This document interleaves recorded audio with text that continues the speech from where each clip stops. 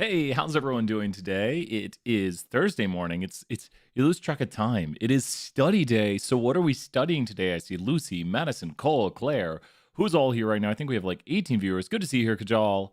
We've got Mubot awake. Mubot is awake as usual. I am Mubot. He's awake. He's over there on the main screen. We can go say hey to him. Hey, Adriana, good to see you here. 320. What do you want to know about 320? We can start some 320. Snay is here too. What questions do you have? We did a really good review of like the interpretations. So if you're watching this for 320 right now, we covered, hey, Maya Morgan, good to see you. Maya and Morgan. Not Maya Morgan, but Maya and Morgan. What do people want to cover? It's your choice. What about 320? What we'll do like topic by topic. 320, we could do a 320 first. What topics should we talk about? We'll do cuts in the video so you can come back and review later. So feel free to say, like, can you go over the conditions for each chapter in 201? Yeah, Adriana, we could do that first here. 320 comes out with the question. We'll do 320's question. Let's talk about the conditions for 201. There's a thing I don't like about one of the chapters, the way it works with the conditions. So let me go get start with the conditions, and I'll show you the good way to memorize the conditions. Let's talk about conditions here to start. Also, I do want to promote, maybe I'll mention it, honestly, any and everything. Is the coefficient and standard error of the reference level always 0? The reference level doesn't have any estimates. So everything's compared to the reference level, like how far we think things are away from the reference level. Does that make sense, Tanea? Like the reference level has no estimates. The reference level has no coefficients. The reference level is just the starting out point by which then we make indicators that estimate differences from the reference level, which then we'd have uncertainty from the reference level. So if we have a new line, then the line is estimated its distance from the reference level. Like how different is this from the reference level? Then we have uncertainty from its distance. I think does that kind of answer your question directly? I'm going to pull up the conditions right here. Let's start talking over his conditions right here and memorizing those conditions. Let's talk about all the conditions. Okay, we got that right there. I know you can't see it yet. And let's do this right here. Good to see you, Gianna, right there. And got all the points. Yeah, Snay knows what we're talking about. Great job. Here, let's hop to the main screen. Okay, so why does this, for anyone who's not done practice with us on conditions, why does it look like this to start right here? Why does it look like this? Why do you see random? So the first condition is random, which sometimes my Pearson talks about the random and independence condition. Yeah, we'll do model hierarchy next. You got it, Lucy. That'll be the next question. You got it. Some model hierarchy is next. So why do we have random first like this? Why do we have random first? Why do we have random, which means you randomly select observations? So questions for the first condition should say something like, let's increase font size right here. Brian takes a random sample of 100 UT students. Later on, can we do practice questions or similar? Yeah, sure, definitely. Definitely, Snay. We can do some. I'll try to think up some really good questions. We can do that next. We'll see what 201 has. Well, we'll do like Lucy's question then.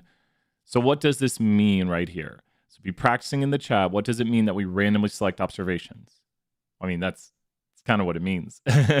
So condition 1 is random. Sometimes my Pearson calls this the random independence condition. We're not talking about like independent means, which will be a later thing. But the first condition right here that we're currently talking about is random.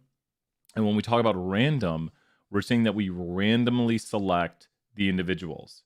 So we'll always have this for all the tests, all the intervals. Great job, Lucy, right there. We take a random sample, which is important because if you go out and take ones that you want, you could be just doing a biased sample. So this is to stop bias in our sampling. So the idea is a representative sample is taken, and then we can get an idea of the population. We can get insight into the population. That's the whole idea of inferential statistics, get insight, inferences into the population. We need a random sample so that is representative of the population channel. Great job right there. Great answer. Let's throw out some 100 points. So then the next condition is the really weird one, which actually during one of our Stats 1 meetings recently, Dr. Panel was like, I really hate that condition. I mean, I don't disagree.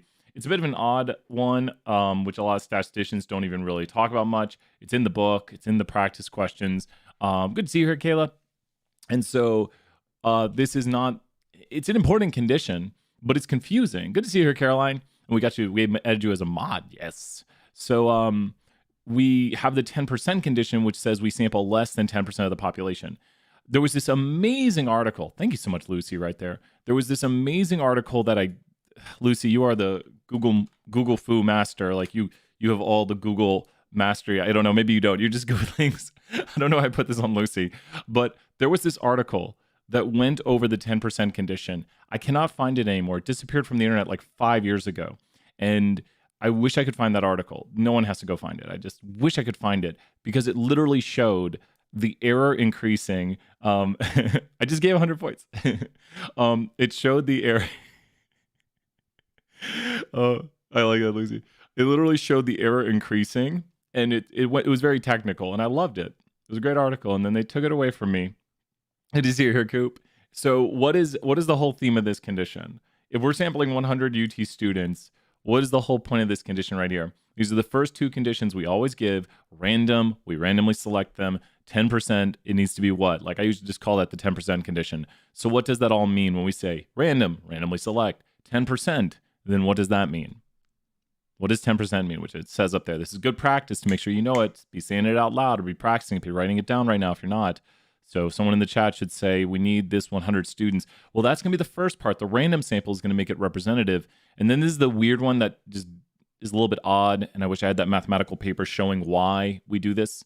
These 100 students need to be what to the amount of UT students? These 100 students right here need to be what? Which this deals with finite populations and the percent of the population we sample such that the mathematics actually work out properly. Like that's the bigger overarching reason for it.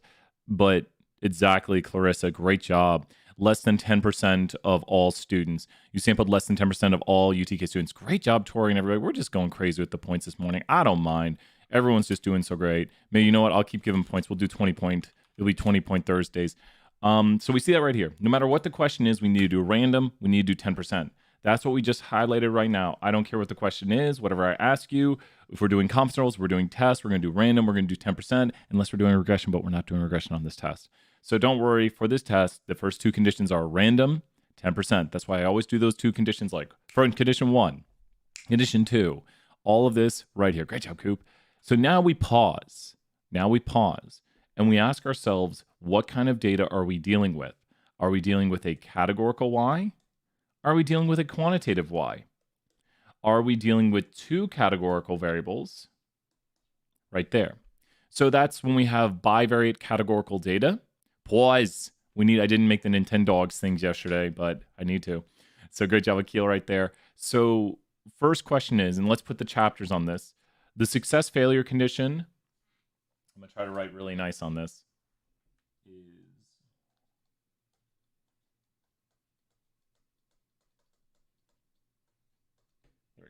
The success failure, everyone pause in the chat. So the success failure condition is for a categorical Y. So Brian takes a sample of 100 UT students and asks them what? And here we'll highlight this while I'm talking about it.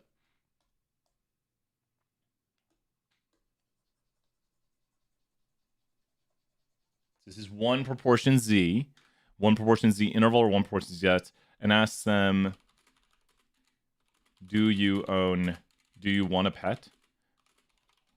Do you own a pet? Do you own a pet? Do you like Taco Bell? Do you go to UT? The answer would be yes there. Then we wouldn't pass the success failure condition because we would not have 10 failures if I go to 100 UT students and ask them, do you go to UT? So what does this mean with the success failure condition? We need at least 10 successes and at least 10 failures. And ask them, do you own a pet? So let's see here. How are we going to get this so it all goes on the screen and we can see it all at one time? Out of 100 random students, 80 own a pet and 20 don't. So this is one version of this right here. 80 own a pet. There we go. And perfect. 80 own a pet and 20 don't. Can you just explain to me why right here we have enough successes and enough failures? We're talking about the success failure condition, which is for a categorical Y. We have to asking a question like, do you like Taco Bell? Do you go to UT? Do you think UT will win a bowl game? All these questions are categorical, and that's when we do the third condition, success failure. So you have to ask yourself, what kind of data am I dealing with right here? So when you get to the third condition, you pause, and then you say, what kind of data am I dealing with? And why do we pass the condition right here? It's very clear right here. You only need 10 of each. Exactly. So what if I then said, let's say 92% own a pet. So right here, Exactly. So can anyone explain, like, write out for me right here why we failed the condition? No, Lucy. Oh, it's so sad. Oh, no. So sad. Write out for me right here why we failed the condition. Akil is right. We do not pass the success failure condition right there. Because only 8 said no. Exactly. So here we have p hat. It's important to identify. We've done a lot of practicing on notation. This is p hat right here. And p hat is going to, if we times it by n, so n p hat. Now here's a confusing one. Ooh, I'm going to do a really hard example. 8 is less than 10. Great job, Akil, right there. And Maya also. So we got, do I have it saved? Yeah, 20 points everywhere. So how about this one? We want to test if 5% of students own a pet. In our sample, we find 12%. This is about the meanest version of the question. Go to the part of the homework 11. Yeah. Whichever part you want, Coop. Whichever, I think we were talking via email. I can try to go over the part you're wondering about. I can look that up here. We'll do that in a little bit. And so this is the meanest version of the question I can come up with. This is the absolute meanest version. What are you doing right here? A test or a confidence interval? Well, it should be inherent in the question. This is the absolute meanest version of this I can come up with. I wouldn't love this as a test question because I don't know. You're welcome, Coop. Great job. I sent an email out to someone today hoping some game show hosts can appear for our Kahoots. We'll find out what happens. Watch what happens live. So what are you doing right here? This one is super, like, this one I fear I'd look at the answers. Oh, that's awesome, Lucy. Well, it's been well spent. You're doing great. Making it to those awesome levels right here. I love it because we can actually, like, you can see how long you've, like, been practicing. Attending every class alone will get you up there. So do we pass or fail the condition right here? Do we pass or fail? And this is like a version of the question you could see here where you have to do the successes and failures. This is the absolute hardest version. Don't worry if you get it wrong. I wouldn't write this question because I fear too many people get it wrong. Oh, Snea. Oh, no, I'm sorry, Snea. Well, good news is it'll probably be for the 201 one because I doubt I'll hear back from them. They'll say, yeah, tomorrow morning we'll have Mark Summers appear on your channel. It'd be amazing if that happened, but it'd be amazing if he appeared on Sunday. Just saying. I don't know. I sent them in the email like 30 minutes ago. So do we pass or fail the condition here? We do not. Lauren, great job right there. We do not. I had to pause. I had to pause because the reason is the condition when you do a test is going to be NP naught and Q naught. This is the sample size. This is P naught. And this is P hat right there. So this one's super tough because the condition is now NP naught. Because when you do a test, you have to use the hypothesized proportion as the one you test with. So just to make it clear, and I'll only talk about the ones on this test. Yeah, great job, Lauren. Thank you so much, Coop, right there, throwing some congrats out there. It's a lot to take a shot and be like, so, and, you could be wrong and you're like, oh, no, but that's all right. If you get it wrong, someone will get a question wrong in a moment. Don't worry. So then everyone will feel good about getting questions wrong. So this is for confidence intervals.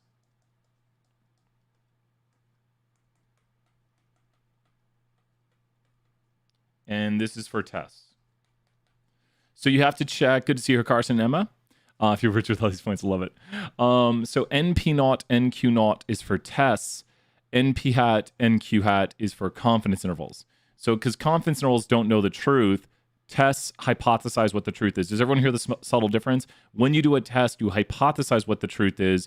When you do a confidence interval, you don't know what the truth is. So we only have the sample. So that's why we're using NP hat for the confidence interval, because we're saying, well, like, we only have our idea of the sample, so let's test with the sample. But then let's do the confidence interval with the sample. But when you do a test down here, then you're going to assume P naught is the truth. So Lauren was very correct right there that we would say, no, we do not pass.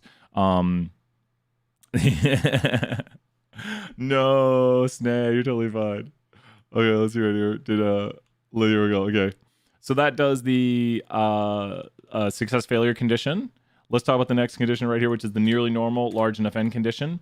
I just don't love the way this condition, I don't love this condition. Well, just that, and let me explain why.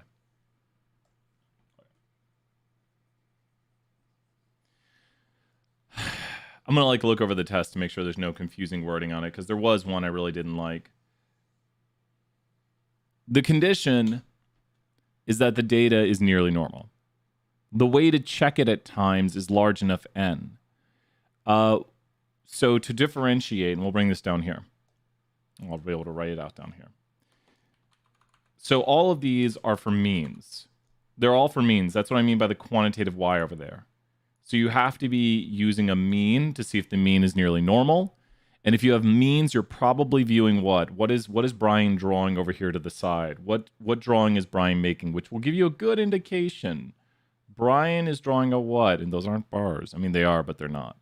Brian is drawing a what over here to the side of that to mention it's quantitative. So by it being quantitative, oh God. So since it's quantitative, a histogram, great job, Cole, right there, which we should know histograms are univariate quantitative displays of data. You might have two histograms, and it could be a normal curve. Histograms can make the normal curve, and that is the normal curve, so it's nearly normal. You are correct right there. Great job, everybody chiming in right there. Let's throw some more points out there, all the points. So, great job, Miles. And so we're dealing with means right here. So the small, subtle difference is we use it in three instances here. Anytime it's means. So if we're dealing with means, it's nearly normal / large enough n. I hate that we pull them apart and have one for one and one for the other. We'll go with the technical stuff right here. We have sampling distribution, distribution of sample mean is technically, and we're going to have to decrease font size here. Sampling distribution of sample mean is going to be large enough n, and one sample t, also known as a t-test, test/interval. So that's t-test/t-interval is nearly normal.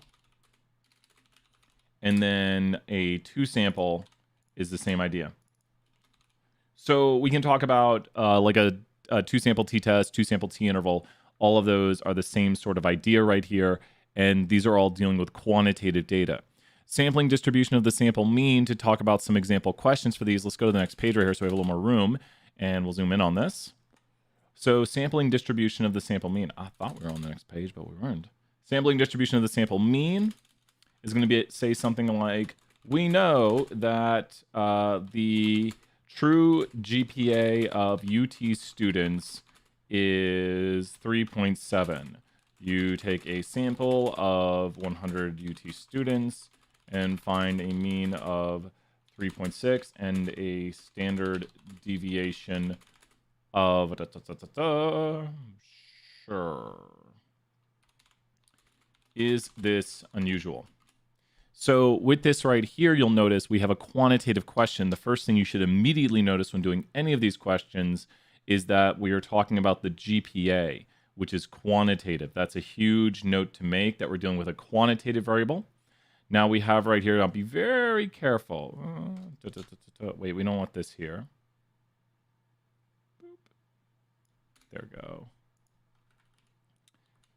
And a standard deviation of 0.5. Okay. This is a tougher question. Felt like everyone that sure. Oh, you know what, Emma? We're taking a risk here, Emma. Emma gets a wrench. Emma, we're taking a risk. I usually don't mod people during these live streams, but I'm just taking a risk. I'm going all risky here today. Emma, you get that wrench right there. Use it well. So Emma, we just take a risk right there. If people join in, so Tor, you might have watched some live classes. Usually I don't like throw wrenches to people during like an open stream, but you know what, Emma? Got you right there. You can chat again. You'll see you have a wrench. So there we go, because it helps me identify someone. But I'm taking risks today. We're just, no, you're fine. Glad if that makes your day. I'm hoping that's like a good cry. Like that's awesome. You know, we're here to make people's day. We're here to, thank you so much. We're here to make people's day. I want people to be happy. Sit back, relax, do some statistics. So can anyone identify any of the notation right here? This is a little bit tougher. Please notice we're doing sampling distribution of sample mean. This is a lot of notation test. This is a simpler problem right here. See if you can identify a few things right here. Well, thank you, Emma. I'm glad, Emma. That's awesome right there. And thank you, everybody, for all the hard work this semester. Like, I know it's a lot of work. There's a lot of homework. There's a lot of quizzes. There's a lot of visualization. There's a lot of R practice. It's not, neither class 201 or 320 are easy classes where you can just sit back. There's a lot of work. I think if you do the work, you can get a pretty good grade, but doing work is not easy. Just do the work. I mean, it's not easy. You have to do a bunch of work. And so thank you, everyone and it's all right if you didn't get the grade you wanted. That's okay. It's okay. But thank you, everyone who's worked really hard. If you make a B, C+, that's okay. That's good work. There's a lot of classes I wish I made a B in. English class. I was watching your test reading and it looks like you were wearing the same shirt from those videos. Oh yeah. I'm wearing, my blue shirt. I've got 2 blue shirts just like you're talking about this shirt. Yeah. It's one of my favorite shirts. I know, Miles. That'll be great. I should be around some. Who knows the notation? We need to do notation. What notation do we have right here? We've got, we know the true GPA of UT students is 3.7 and the standard deviation, and that's the true standard deviation also. Yeah, Adriana, so let's identify the parts right here. Good job right there. 100 is the sample size. Yep. Oh, I didn't circle that. Great job right there. 100 is the sample size. That's N right there. Jensen, you're so close. This is a tougher one. And don't worry, we're throwing 50 points right there. People taking chances and getting the numbers wrong. Do not worry. Any key or I know I can't find it, Kayla. It's a sad thing is like I'll know it when I see it. Jensen, you're really close. It is true this is standard deviation, but it's also the true standard deviation. That's it'll help with the formulas when you see this. Kayla, if you find it, I'll be so happy. Don't spend your whole day finding it though, because I can't find it, and I'm the only one here who's seen it and knows what it looks like. I'll give away the answers to this in a moment, but if you can figure out the answer to this, that's going to help with looking at the formula sheet. The next ones will be way easier because these just deal with samples. Here's a hint. These deal with the truth. So these deal with the truth up here. So that's the true mean. And I agree, Emma, right? That's the true mean, and that's the true standard deviation over there. And that's the sample mean over there. So identify the sample mean first, and that might help you out because you took a sample of 100 UT students and found a mean of this. So that's going to be a sample mean. That should help out. So none of the, good question right there, Emma. None of these will be P and P hat. Because P and P hat, and this is a really good review, are for what kind of data? Categorical. So when you have success failure condition, then you'll have a categorical Y and you'll have P and P hat. Really good questions right there, Emma. Thank you. Let's throw out more points. These are the questions, and this is the practice we need today. Like asking those questions is great. So we see Adriana points out this is the sample mean. That means it's Y bar. We're so close. Adriana says that's the sample mean, so that is the sample mean. 3.6 is the sample mean, which is Y bar. And we're so close. Can anyone do either one of the other notations? This is the oldest chapter we have on the test, so I understand why this is like, oh, did we cover this? Did we cover this? Yeah, a month ago. So close, Maya. Close, good shot right there, Maya. Let's throw another 20 points. It won't be Y. Y is the observation. This will be mu. What does mu stand for? And this will be sigma. No, don't worry. Everyone really, great job, Akil, right there. Akil is correct. That is mu. Great job. You know what? Akil just won everyone another 50 points. I just like giving out points. So does that make more sense when I put the answers on here that mu is the true mean? Lucy's pointing out population versus sample. And then sigma, a lot of times when we write out the normal curve, we do normal with a mean of mu and a standard deviation right there. Who's having some light bulb moments and being like, oh, yeah, the mean and the standard deviation, the true mean and the true standard deviation of a population. So sigma is 0.5 right there. Does that make sense to it? When you see it as like, oh, yeah, that's the true mean and the true standard deviation of a population. That's the sample mean right there. And if we were to do the sample standard deviation, that would be S. So these right here are the sample statistics, and these are the population parameters. I didn't put a sample standard deviation, but you have sample standard deviation, there's sample true standard deviation, true mean, and then in yellow you have sample mean and sample standard deviation. Good job. This is the practice we're here to do today. So you're learning. Awesome. So when we look at this, the way we would check the condition right here, we'll erase all of that stuff right there so we can identify the problem. the biggest thing to know is we're dealing with means right here. I'm just going to rip my headphones out of my head. We're dealing with means right here. And when we're dealing with means, they need to be nearly normal, and we can check this by way of large enough n. So to check this, you would probably want to say something like the distribution is only lightly skewed. So is this sample size right here large enough? Is that sample size, good to see you here, Lauren. Does it check? It checks. Whoa, I didn't know it did that, Lauren. That's awesome. Let's throw another 20 points out there. Is that sample size here large enough such that, I think Akil might be saying yes, and Akil is very right and Henry's right. Great job, everybody. That sample size there is large enough such that the distribution will be nearly normal, because I usually use a rule of 25 when it's lightly skewed. We're good to go. These other questions are going to look very similar, and we're just talking about the nearly normal large enough n condition right here. So when we have a question right here, Brian goes out and speaks to 100 UT students, finds a sample mean of, there we go, meet the condition. Finds a sample mean of 3.7 for the GPA with a standard deviation of 0.6. Make a 95% confidence interval. Okay, so there's a lot of hints right here in this question, such that we're exactly, Henry. Good point right there, Henry. There's a lot of hints. Yep, we can, and we'll do all the conditions. So we're gonna do 320 for a second, then we'll come back, and I think we'll do some more too, and we'll try to jump topics. So if you notice right here, the first thing you should start identifying, practice along at home. Try doing this on your sheet of paper. Identify all the notation. I'm going to do this one a little bit quicker because I want to do as much as we can do today. I'm going to stream for, sometimes you go to over 2 hours, it can make the stream have problems. So we're definitely going to go 2 hours at least. That's the sample mean. I already circled it. That's the sample standard deviation. This is going to lead us to know something about the t with n minus 1 degrees of freedom. So the degrees of freedom right here are n minus 1, and this is for the one sample t. There's 2 times on the test we can ask you about the degrees of freedom, 24-hour live stream. Maybe one of these days, Akil, maybe one of these days. That'd be awesome. So this is a t with n minus 1 degrees of freedom. It's probably, I think, sadly, I might have memorized this. I think it's this. Let's go, Mubot. Tell us about that t distribution. This is something we would have to have you, oh, wait, 1.96 is the actual answer. I think it's 1.98. 1.96 is the actual. You'd be given this on the test. This is a one sample t interval. Mubot's given us the t applet right here. Sadly, I think by doing these problems so many times, I think I know there. It's 1.984. I should memorize that next digit, but it is 1.98. Very close to 1.96, which is the 95% confidence t interval. You're not meant to memorize these. We will give you pictures, or we will kind of, how do you know when to use the T or Z? Great question, Henry, right there. What do we say about Mr. T if you're doing drugs? Mr. T is what if you're doing drugs right here?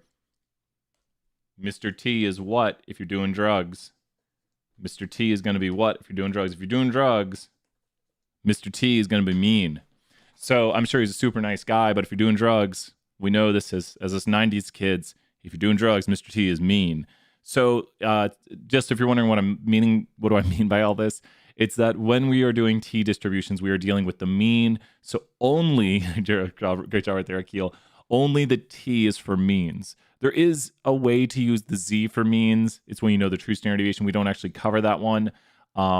So statistician is going to join in the stream and be like, hey, Brian, you're wrong. I'll be like, well, yes, but do we ever really know the true standard deviation? Then, ooh, philosophical stuff. This baby knows statistics.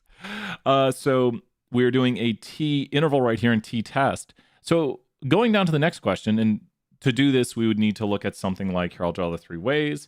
We need you to look at the histogram. It needs to look nearly normal. We need to look at the QQ plot, 320. And the QQ plot should look very what, 320? What does a good QQ plot need to look like? It's a very quick review of the nearly normal. A good QQ plot should look very what, 320? 320 they look at a lot of QQ plots. Z is for proportions. So they should look straight. Kind of straight. You are correct. It's not like a regression so much. Like we don't think of it as like pretty much, Lauren. Yep. So pretty much it should be straight-ish. And sorry about a granola bar. And then your p-value on the goodness of fit test. Might go smaller a second. Needs to be greater than or equal to 0.05. That's just like 320 right there. Yep. And so those are the red lines right there, Lucy. So Lucy's seeing it right here. I was seeing QQ state of dollars in my head. Well, it's because it kind of is that, Lauren. It kind of is that right there. It's kind of a regression where we're seeing if it follows it. But it's not so much like we're trying to make a line. We're just seeing if it follows what we would expect. So we just did the one sample t interval, which has the nearly normal condition. We talked about the sampling distribution, which has the large enough n condition. And then we have a 2-sample t interval t-test. And what do we mean by 2-sample t? Who can decode what 2 samples for the t is going to mean? What are we going to have when we have a 2-sample t? Like t is for this, and we have 2 this. Not really, and Lauren, good job pointing that out right there. It won't be 2 tails. Henry is correct. It'll be 2 means. So there's the idea of the 2-tailed test, and then there is the idea of I have to leave. Okay, cool. We got that. We'll definitely be starting this next year, Lucy. And so we have the comparing 2 means, Caroline. Great job right there. So if you have this, where you're testing the null that mean 1 minus mean 2 equals 0, we often test against 0. And then we have here mean 1 minus mean 2 does not equal 0. This indicates to you now that this is a 2-sample t, and we are doing a what test, though? Like, think people just said it a moment ago, this is a 2-sample t, where we are doing a, like, if we find this right here, and then we'd go over here, this is a 2-sample t where we're doing a what? This is a 2-sample t where it's also this is a 2-sample t because we're comparing 2 means. So the 2-sample t has to deal with this right here. So there's the 2 samples. So that's the 2-sample t. So you got sample 1 versus sample 2. Sample 1, those are both means. Sample 1, sample 2, but then the does not equals makes it a 2-sample t that is a what test. It's a 2-sample t that is also a... Correct, Maya. You are 100% correct. Great job right there. This is the third condition. You are correct. We can talk about that next here in a moment.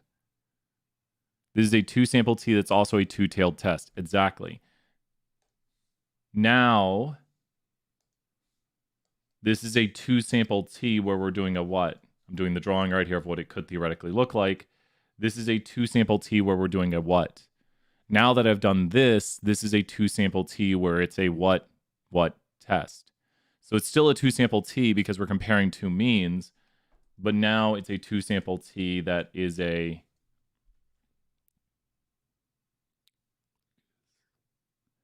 Is it... It should be Friday, right? I'll double check, Lucy. I'll double check after this. I think everything's... I've got it posted on YouTube. I think it's going to be Friday morning. No, it's going to be Friday, unless I made a mistake. Sorry. Sometimes when you stay up too late, I was up till like 3 a.m. last night. Don't do that. And then your brain just goes, and every date starts to change. So now you have a 2-sample t with 1-tailed test. This is a right tail, 1-tail test. Does that make sense? This is a 2-sample t that's a 1-tailed test. Oh no, I need to re-announce it then. I'm just causing mass confusion. I'll re-announce it after all this, Lucy. I'll be like, hey everyone, sorry for the confusion. My brain is fried. I'm sorry. An important thing to know right here is that once again, we don't let the data decide the way the alternative goes. We let the researcher question decide. But does everyone notice right here, what way does the left then point? The less than point. What way does the less than point? What way does the less than alternative point? To the what? What way does the less than alternative point? What way does the less than alternative point? The less than alternative, if you look at what it does right there, it shades to the left. Does everyone see how it points to the left? So it shades to the left. Whatever you find out for your t statistic, like if this is your t right here, so that's where you would plot your t, then you shade to the left. Great job right there. Once again, we would check this for both distributions the same way, whatever the question is. So whatever you're looking at, it would be like We'll write a fake question right here. Brian wants to compare the GPAs of UT and Florida students from a sample of UT students of 100. He finds a mean of 3.7 and a standard deviation of 0.5 from the Florida students. He finds a mean of, I was thinking, forgot the one part, and a standard deviation of 0.4. Both groups have 100. Is there a difference?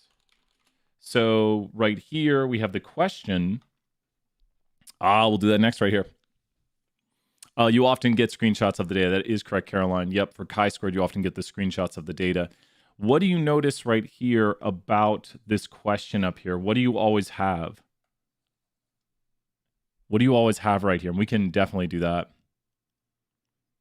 So what do you always have right here? Those are the whats. Those are the whats. You're welcome, Caroline. Thanks for asking. Those are all the whats right there.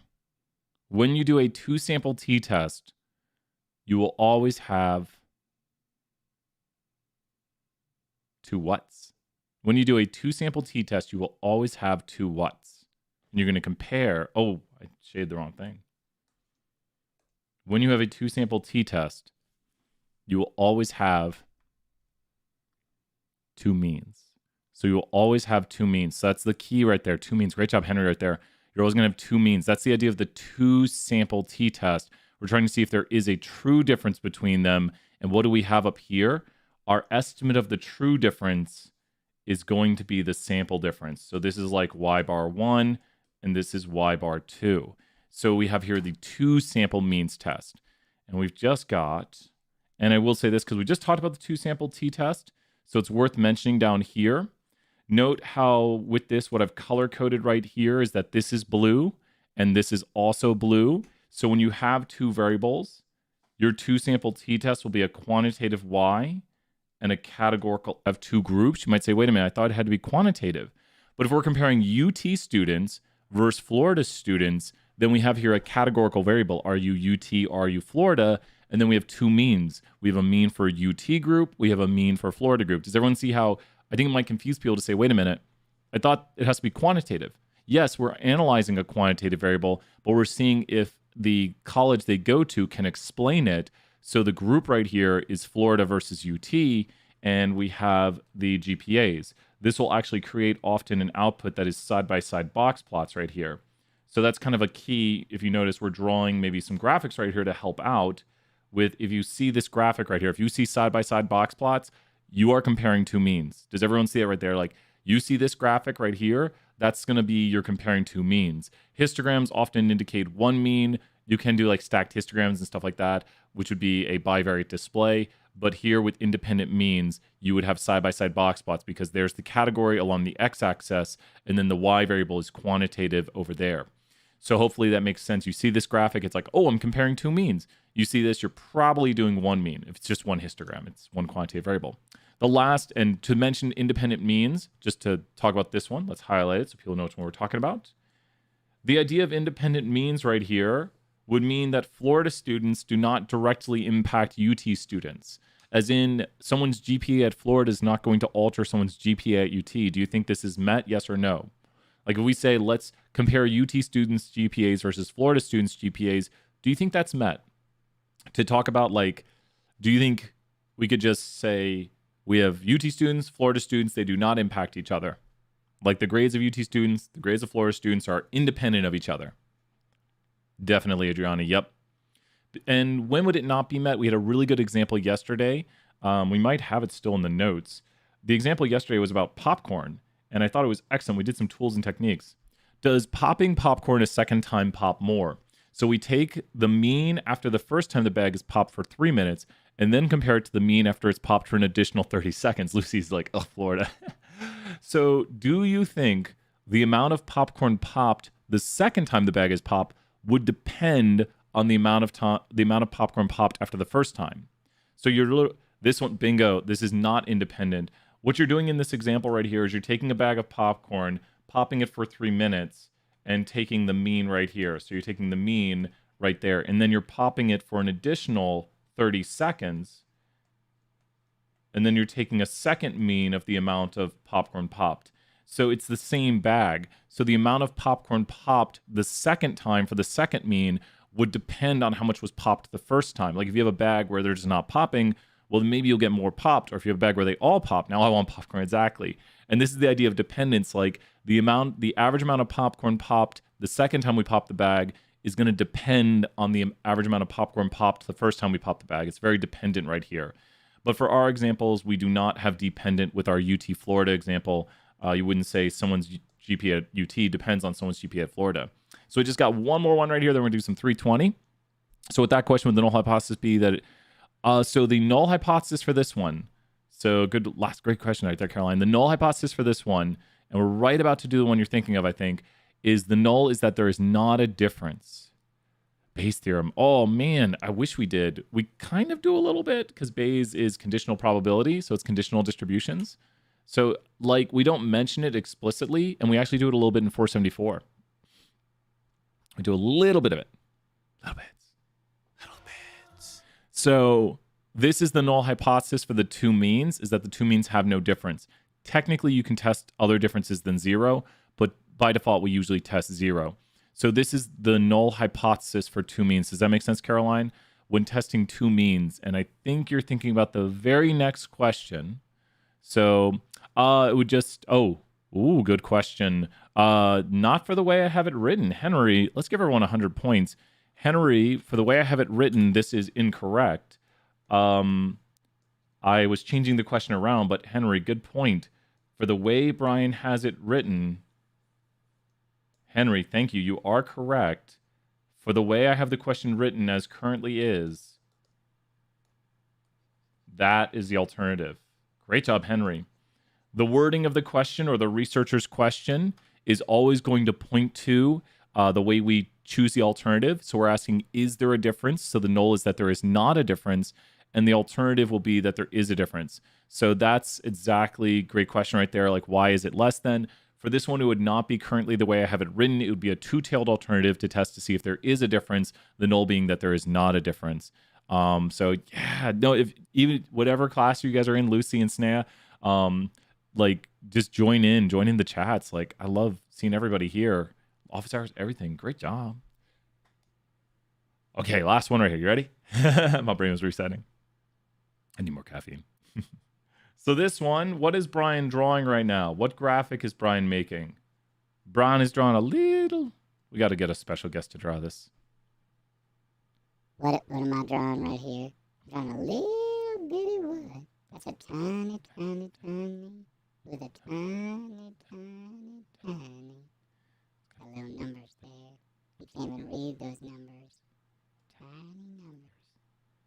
Look at that thing. We need more data, but that's alright. What do we got? What little graphics? Lauren, you are right. That's a tiny mosaic plot. So more chocolate, more caffeine all the way. So that's a tiny little mosaic plot right there. That's a tiny little what? So we're talking about this right now. And we've drawn a tiny little mosaic plot. Ooh, that is not a good idea. We've drawn a tiny little mosaic plot. And we've drawn a tiny little contingency table. Does that make sense? So those are going to be your key graphics to be like, okay, wait a minute. I'm looking at, right here, tiny little contingency table, tiny little mosaic plot. And so by the color coding down here, these are your third and fourth conditions. Does that make sense? And we are doing the what right here because we're going to say what about these two variables. So when we do this, we're doing the what test of something, the chi-squared test of what. So this is two categorical variables. We're asking like owning a pet, exactly Maya right there, great job. So for these questions, we'll bring this down here. So for these questions right here, we could say, is there a relationship between living on campus and eating on campus? Use the data below. Okay, so I'm going to write my own example of this chi-squared test of independence. While I'm filling this out, who can who can write the null hypothesis between living on campus and eating on campus? So living, and let's go here on. Who can write the null hypothesis for this? And then eating on campus. And yes, no, yes, no. Write the null hypothesis for this. So these are two categorical variables, and people live on campus, eating on campus. You know what I'm gonna do here? Yeah, sure, this works. So let's say live on.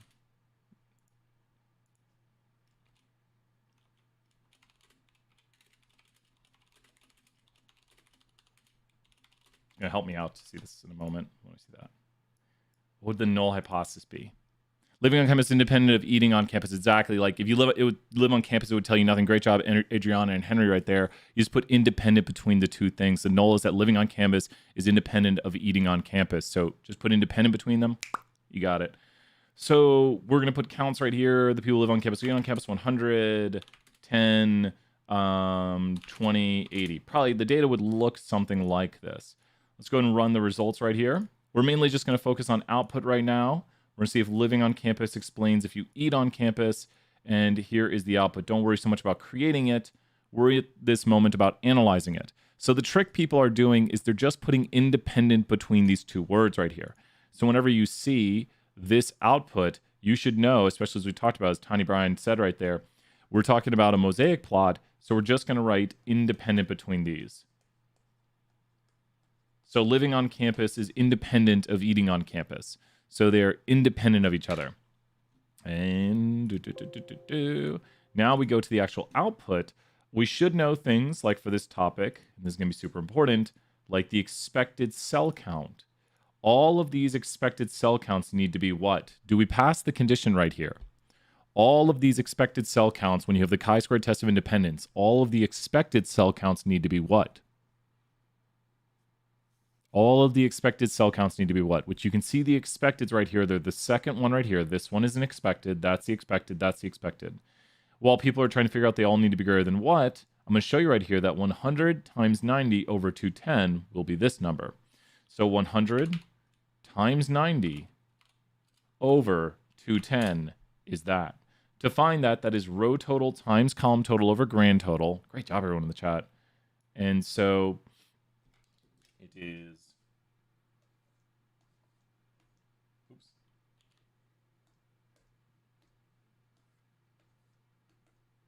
And just look the way this points in.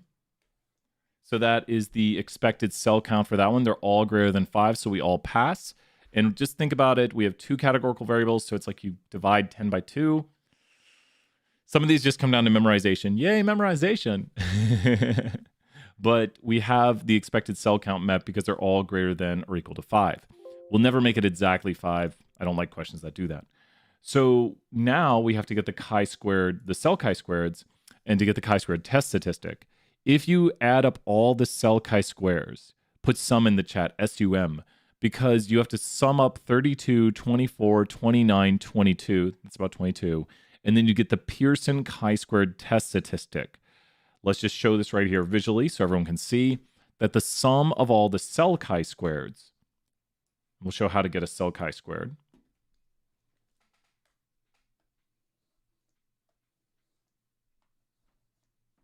So those are all the cell chi-squareds, and if you add them up, you will get the Pearson chi-squared test statistic. So all of these numbers right here are the observed minus expected squared over expected. So to find one of these, you would have to do, like for this one right here, the formula would be, and let me circle only that number so there's no confusion. If we were just doing that 29 right there to find it, you would have to do the observed, which is 10, that's the observed, minus 47.1. You'd square that difference right here, and then you divide by 47.1. Just so everyone can see, this is how you get a cell chi-squared. The counts are the observed.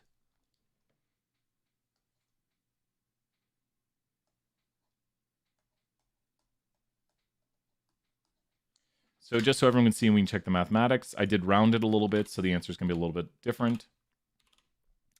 And we take that difference, we square it, we divide by 47.1, and whoops, I hit a wrong button. 10 minus 47.1. Double check.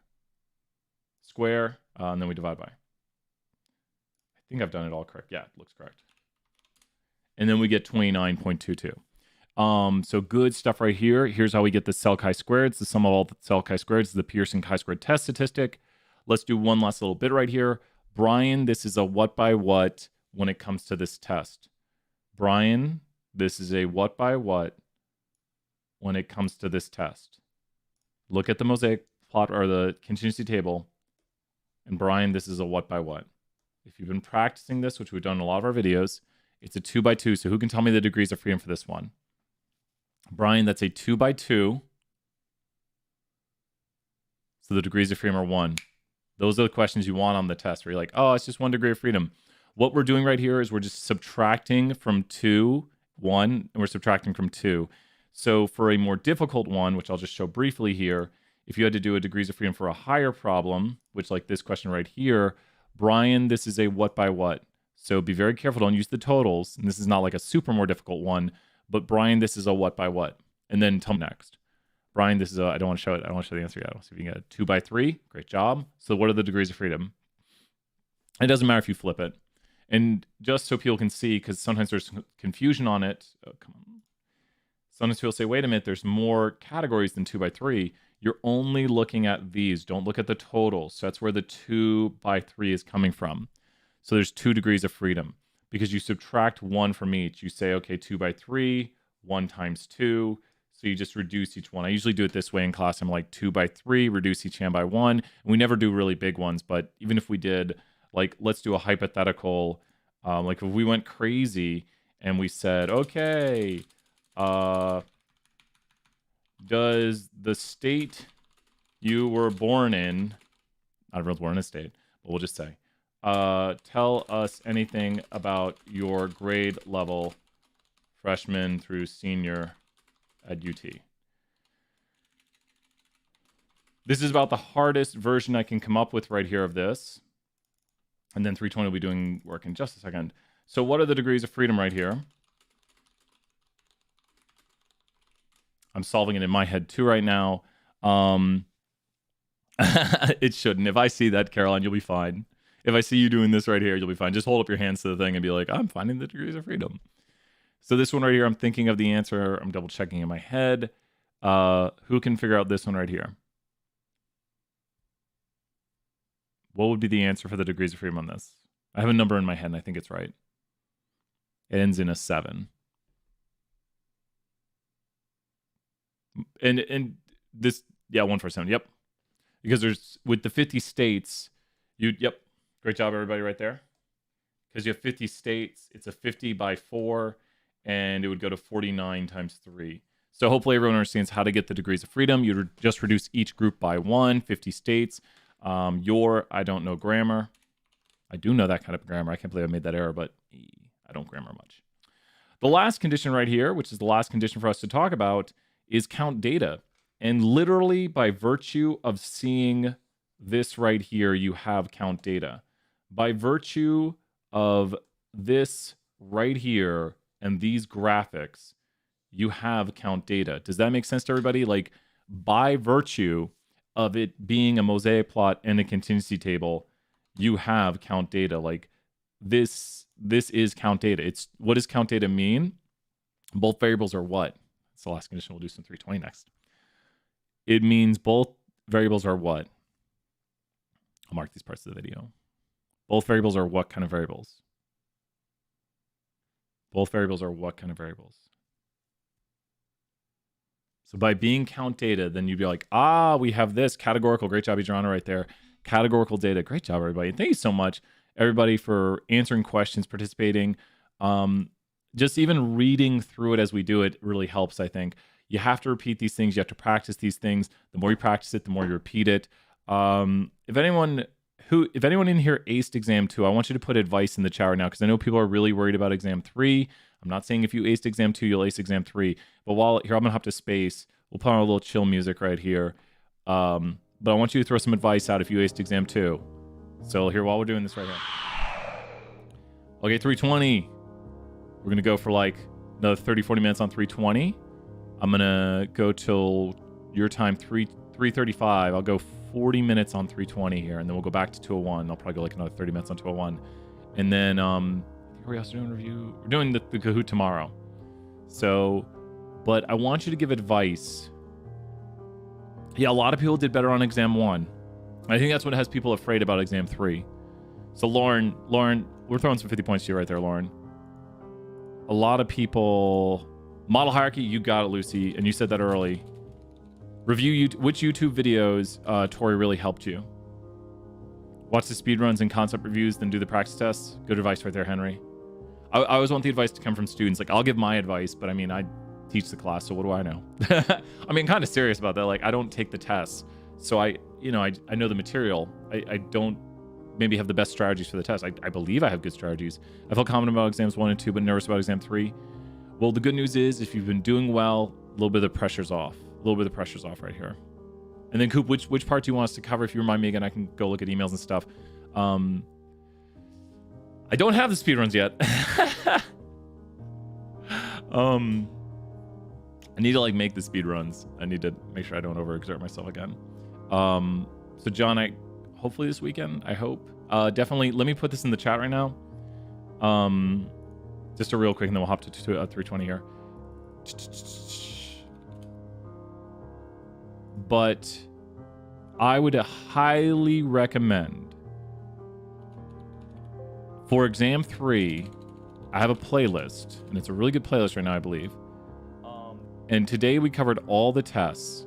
So this is the playlist that's the shorter playlist. I'm gonna put the shorter one in the thing right here. Thank you, John. I so much appreciate that. That gives me a lot of energy right there to make those playlists when people say they help out. Here's a playlist I highly recommend.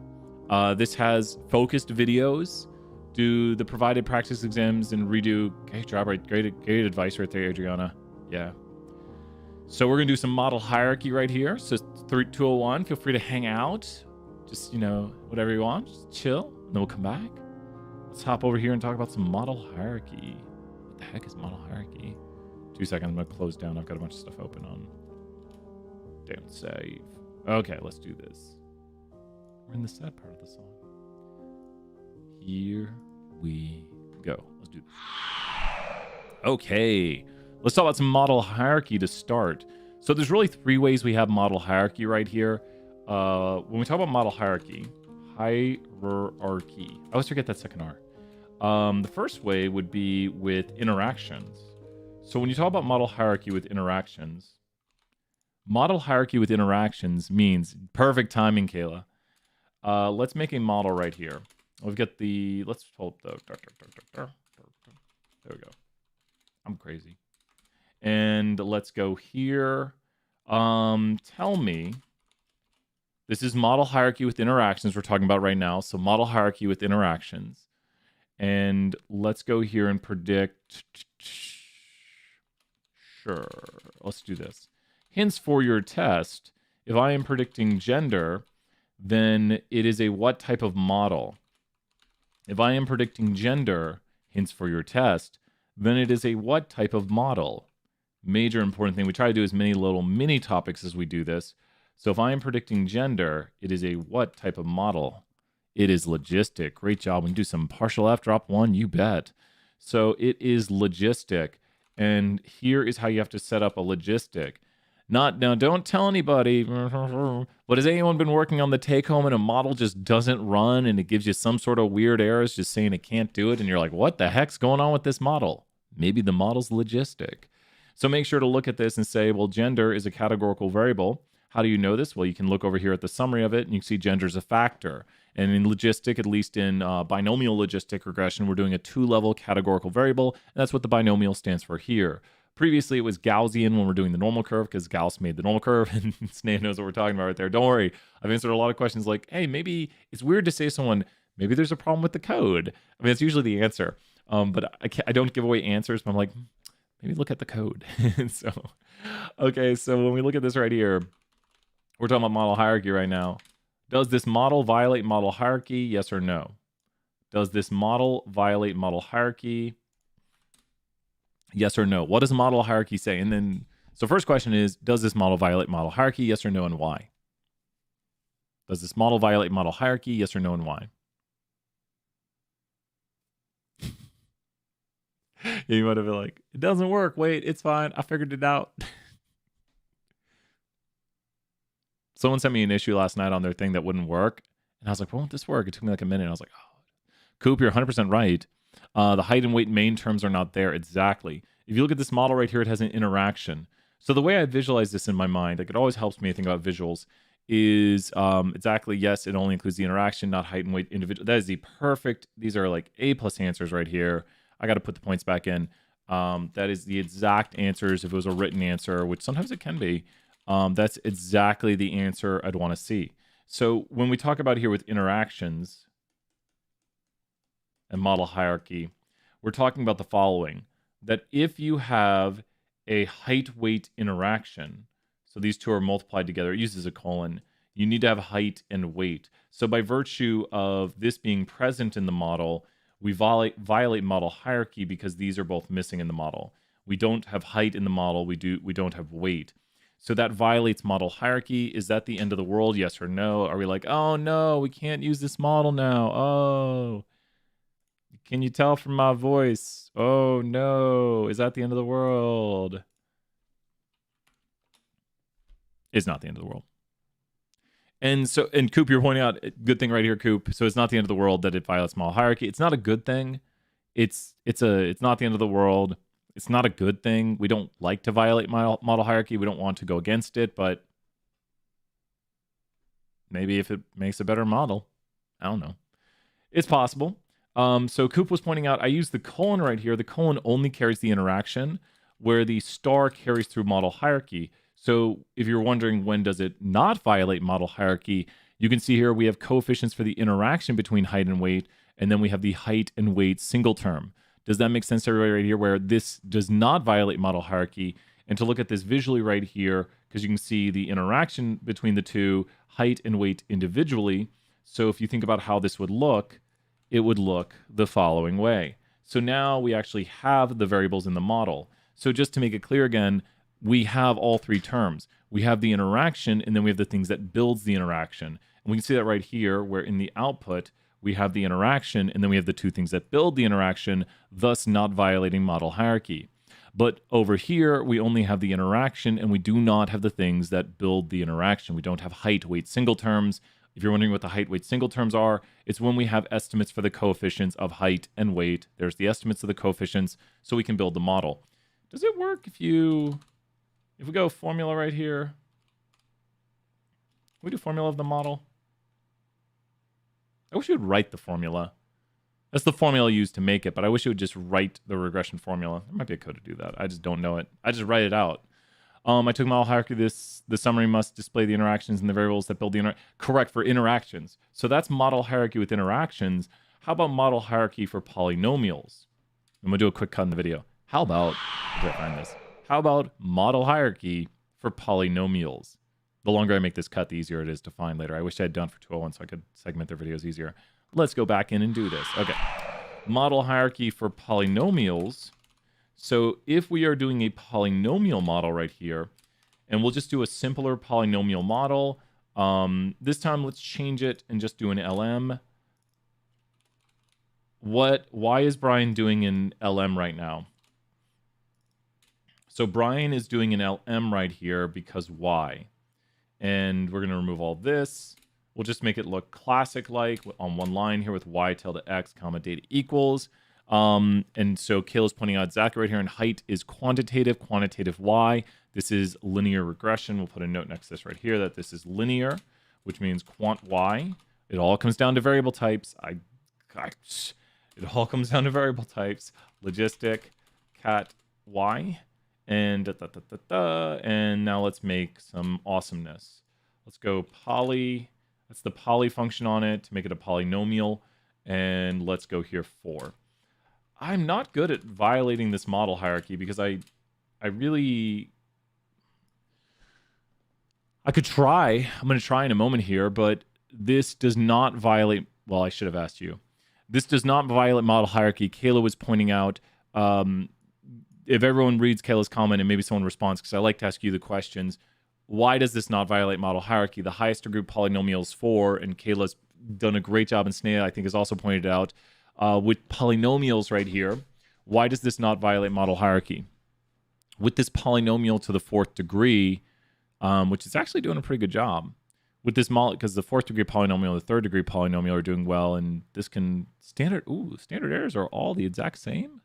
That's interesting. I wonder why. I want to see the mathematics behind that and understand why all the standard errors are the same. That's interesting. So weird. Statistics is fun. So why does this model currently not violate model hierarchy? So we have weight to the 4th power. And so why are we like, yeah, it's good. Doesn't violate model hierarchy. No model hierarchy violated here. Thoughts? You might be able to do x to the 4th. Let me try that. Good question. Usually this will... You can do dot... And the answer is... Nope. It won't do that. You can get interactions if you do like this. Oops. I have no idea what that'll do. Ooh. Didn't like that. I think it broke it. If you do dot raised to 2nd, that'll do all the interactions. So that does all interactions right there. The raised to 2nd. If you do 3, it does 3 interactions. If you have a different code, Kayla, tell me. This is the way to get the polynomial to the 4th degree right here. You have all degree. Exactly. Good point there. Snea and Kayla point out, and Lucy points out, we have the 1st through 3rd degree polynomials on this. I'm going to try to violate model hierarchy. I bet I could maybe do this. Let's see what it does. And nope. Can I subtract it off if I do it like this? Nope. Huh. I don't know how to... I've really never focused on... so remove 1 polynomial degree in R. How do I drop out an insignificant orthogonal? I might not actually focus too much on this. Oh, wait, here we go. Here we go. Here's an answer.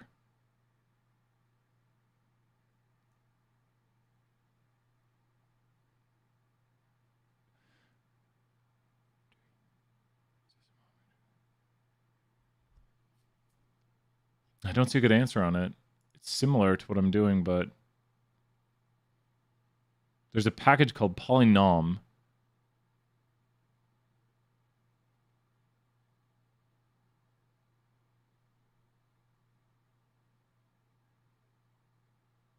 I don't know if someone says in the chat. I'll see if someone says in the chat. What would those variables be in words? Like, what does weight? It's so what it does.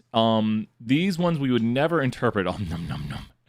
These exactly. It's the 2nd degree polynomial. So what this will do for us right here is it allows us to fit in some sort of polynomial trend right here. We could create a squared version of the variable, but this will carry through both the linear trend and the polynomial trend to the model. So what we oftentimes use for this, and I'll show you what we use for it, is we try to identify, and you'll remember this part, which this is on the test, yeah. Good review of this right here. So if we make a model, we can go to choose order to see if in the data, and we've actually got some Akaike information criteria to talk about here too, but we can make, and I'm going to have to zoom out a little bit. In the data, we can look to see if there's some sort of quadratic or cubic trend to the data. And so Snea is pointing it out perfectly right here. That's what these orders represent right here. We're including both the linear and the polynomial trend. So we take x weight and then we square and cube it. That's exactly what it's doing. So we might be able to actually create that variable. If we do that, we could, so you know what we could do is we could, what we should have here, let's do this right here. X squared. And if this works, if we are doing this correctly, we should see the same model. So this is the squared model. And so here's the squared, wait, oh, I didn't store it. I stored it as this. So here's the squared model. So that makes sense, right? So now what I'm going to do also is I'm going to do a creation of a variable, which we've talked about.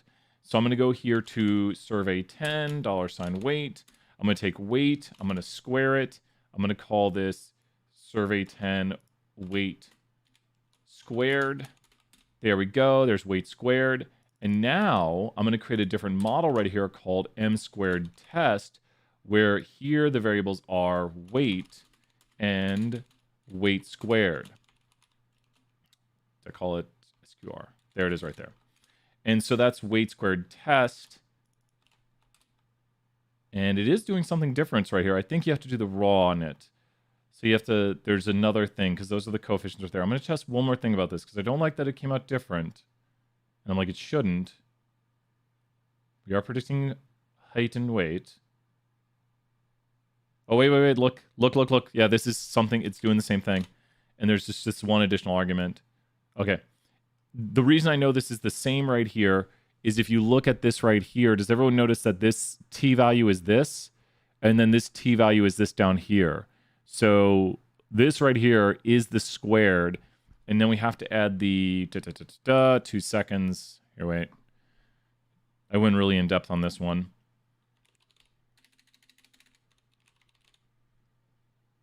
This should be in simple. 2 seconds. It's like raw equals true.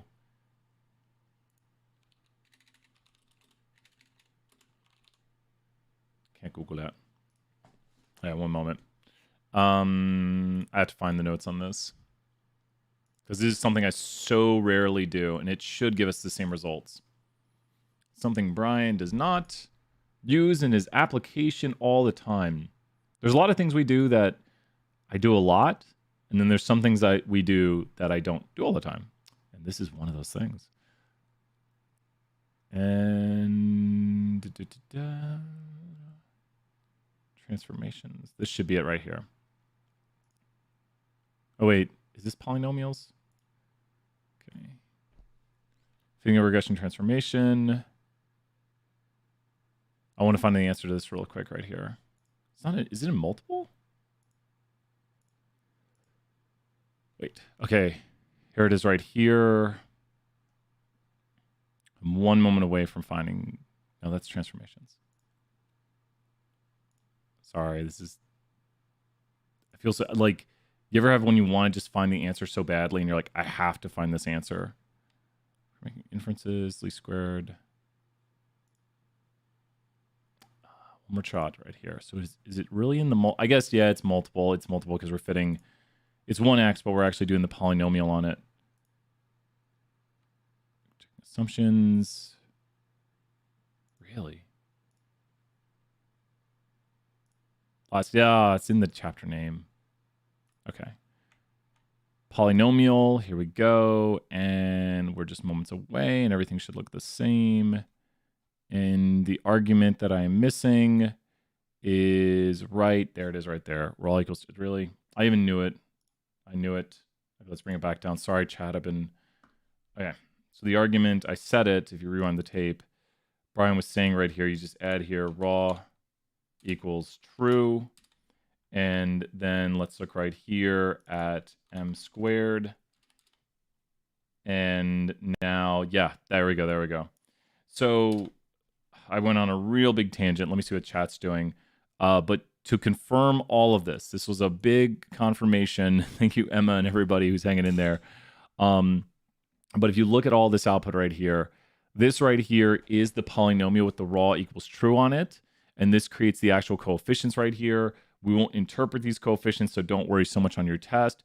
But then what we did was, through all of this, is we went in and we created another version of this where we tested it and take a look at these coefficients right here versus these coefficients right here.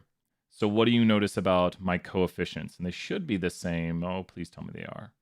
42.678, 1.957. All of these are the same. So all of this, everything we just did right here was to show this. These models do what right here? Because we have weight and weight squared, these models do what? So this brings us back to our main topic right here. Because this has weight and it has weight squared, we have what right here? Yeah, don't worry about the interpretation of the polynomials. It's just hard to interpret. What if you want to do all? It'd be so the steps to do that I can kind of show briefly. So if you have something to the 4th degree polynomial, x to the 4th, need to have all of the following. And so this would include model hierarchy right here. So the easy answer, Kayla, right here, the easy answer to get the 4th degree polynomial is going to be to do this right here. That's the easy answer. We'll call this M poly. So that's the really easy answer right here to get the 4th degree polynomial.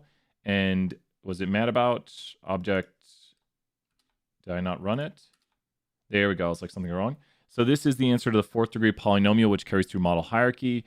But then if we really want to go crazy, weight 3rd, weight 4th. And so we'll go right here. And so there we go on that. Oh, wait. Then we have to change these. And what we should get right here with the M test is the M test. M test not found. Oh, I didn't create it. There we go. Simple linear. This function is only valid for... Oh, I did choose order. There we go. So now when you look at this right here, here is a model that also carries through model hierarchy, weight squared, weight to the 3rd. And so I did a variable creation on this. But what am I doing right now? Brian is doing what right here? What has Brian done with his test right here? So this model right here has now done what? Which now I'm able to achieve the goal that we've been working towards. The whole goal of this, to talk about this right here, we have done what now? So with this test model I've created right here, I have now achieved my goal of what? By just having this in here, which is not our true goal. You're ruining model hierarchy, Brian. You've done it. It took a while, but you've done it. You have ruined model hierarchy by only having the x to the 4th power. So I don't have the lower order x's. So when you look at this model's output right here, would you do yes? For all possible x's for the degree y, would we want all x's to the 4th degree? I believe so, Kayla. Double check email. It would then, if you do it to the 4th, it's going to do to the 4th power. Double check. Let me email me on that. I'll double check. My brain's breaking. All possible. Are you doing all? If you're doing to the 4th degree power, would be different. If you want to do point, yeah. Sorry, my brain's breaking. Does this make sense on model hierarchy for powers? Does this make sense on model hierarchy for powers? We've created a model here that preserves model hierarchy. We'll show the one that preserves it. This model right here preserves model hierarchy. This model violates model hierarchy. No, you're welcome, Lucy. Great job. Lucy Sine says you're... Oh, wait. So I think so. Would that work if you use the poly on the data set? Yeah, that's such a good question. Let me find out. Let's do one last test right here with the poly. Because I think this is what people are asking. Can you do poly dot this? It won't do the dot. It won't do the dot on it. So so we can do polynomials and choose order for multiple regression. So you can, usually we look at individual x variables to see if they need a polynomial fit to them. Yes. So Jack, great answer right here. This right here is how we do polynomials on the regression. Does that make sense, Jack? So this is how you do a polynomial, and so it is in the notes. I just couldn't remember how to get the coefficients out of it, but that's a good question for number 10, maybe. So Jack, does that make sense? Like, good job watching this right here and being like, oh, that's like how we do the polynomial to get higher order polynomial trends. I wouldn't do this right here. This is too much work. You are meant to carry through model hierarchy. So hint for your take home, you are meant to carry through model hierarchy. We do it, you generally carry through. The raw equals true gets you the coefficients. I was pulling up the notes here. I knew it, I remember the code. I had to just look and see where it was put at. And if you rewind the tape, I was saying, wait, we have to put raw equals true in here. So this gives you the actual coefficients that are used if you want to write the model. We just didn't focus on this, so don't worry. I've just never found it really super significant to get the actual coefficients or write out a polynomial model. So yeah, and then a lot of times we just get this right here where it gives you these values out of it if you don't put the raw equals true. So I've just been like, we'll just use that right there and we'll let it do the work. So coefficients of the polynomial terms are not the numbers that come in front of it, but because some extra is going on behind the scenes. If you want those coefficients, you need to do this right here. So I knew it. I've probably been like 2-3 years since I ran that code. So I was like, where does that code go again? I know where it's at. It's in the notes, and I don't run it. But by doing this, for anyone's wondering why we were doing this, we were then able to confirm. So here we are with all of our work right here to confirm that our M test, if you look at the coefficients, did I not resave it? Wait, what's going on? Why isn't it in my model? M test. Oh, I'm missing a plus right here. There we go. So now this model right here, if you look at the coefficients of it, it's going to have the same coefficients of this model all the way up here. And it might be hard to see. I'm going to try to get on screen. But if you look at this coefficient down here, sweet. There we go. Here's this coefficient. There's this coefficient. Here's this coefficient. There's that coefficient. If you go down the list, that one, that one, that one, that one, all this work just to show that those are all the same. So it's the same if we create the variables through variable creation, or if we let the polynomial do the work for us and we do raw equals true. So I hope that answers the questions right there. Basically, this output is now the same output if we had made it. All p-values are the same, negative 14, 14, 7, 14, 7, 8, 8, 8. Okay, so we can use the polynomial raw. Yeah, I would do it right there. I would not do this method. This is too much work right here. Like if you look at the work I have to do to create variable creation, so this covers variable creation right here a little bit with the polynomials. It's much, much quicker. Like all of this right here, this one line does the work of all of these lines. So all this work right here to create the variables and the polynomial trends is done right here with this poly function on it. The raw equals true is not necessarily needed. It just gives you the coefficients that look like the coefficients you should get. So now the coefficients are going to look different, which is fine. I won't have you write out a polynomial model. We'll let R do the work in the background on that one. When we need to create our own variables. So yeah, we can talk a moment about variable creation right here because we got one other thing of model hierarchy to talk about, but kind of venturing into the idea of variable creation. I've been talking about what should I look at as far as material? Look at the review from yesterday. We did, and today obviously too, but look at the review from yesterday. Big, really good review yesterday. When you do variable creation, it's usually just the idea of putting another variable to the data set. So you could take, like, imagine this. We go right here to HW ratio, and we're going to store into this the ratio of somebody's, my gosh, what am I doing? We're going to store into this the ratio of somebody's height to their weight. Either which way works. So here is a new variable, and I've appended it to the data set. That's the idea of variable creation right there, which I was doing to make my polynomials. So polynomials are an idea of a variable creation, like taking your variable and creating a new variable from it. Does that make sense what variable creation is? I've taken variables in my data frame and done some mathematics on them. So, oh yeah, so there we go. So Sneh is pointing it out right there. So variable creation is taking original variables and making new variables from them. Email me, Nick. Say, hey, Brian, can you send me your playlist? I don't put it in the chat just in case. This semester's technically over. Email me and I'll send it to you. Say, hey, Brian, can you send me that playlist or message me on the Discord just in case. So I'm always afraid like non-UT students would, I don't mind non-UT students like were to get help from the material, but especially with live classes, I'd be afraid like someone could come into our live class and be like, hey, or like put it on Reddit and be like, go make fun of my teacher. I guess anyone in the class could do that too. And then people would make fun of me and it made me sad. I don't want that. Don't want to be sad. Send me an email and I'll send it to you right there. So close to 100 hours. Nice. Let's do the last polynomial. Let's do the last model hierarchy right here. Let's go back to main screen. Last model hierarchy to talk about, and we'll talk about some issues with those models. So the last deal of model hierarchy, no one can make fun of you. Thank you so much, Clarissa. You messaged me on Discord. Nice. I'll send you the message here after the stream right here. What is the last bit of model hierarchy that we have to talk about? What is the last way in which we deal? Yellow works perfect. No, it works perfectly, Nick. Just say, hey, Brian, because then I mean, I know you're, I mean, I assume you are here, but I just don't want to put it in the stream. Doesn't matter. What is the last bit? What is the last bit of model hierarchy? You're welcome, Nick. So the last bit of model hierarchy that we're going to talk about here is with indicator variables. And I so rarely break the model hierarchy on this one too. It's good practice for me to just like try to write code that does what I want.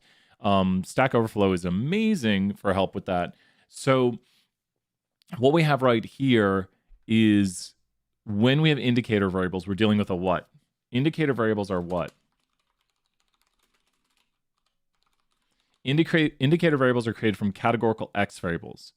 So we should try to think about this model before I create it. If I were to create a model that, which is in our notes, I'm going to predict somebody's height. It's going to be the worst model ever. Based on their weight, that'll work, plus their handedness. And data equals survey 10. Okay. 33 warnings. No more warnings. So what variable right here is going to create indicators? And we can help by looking at the data set a little bit right here.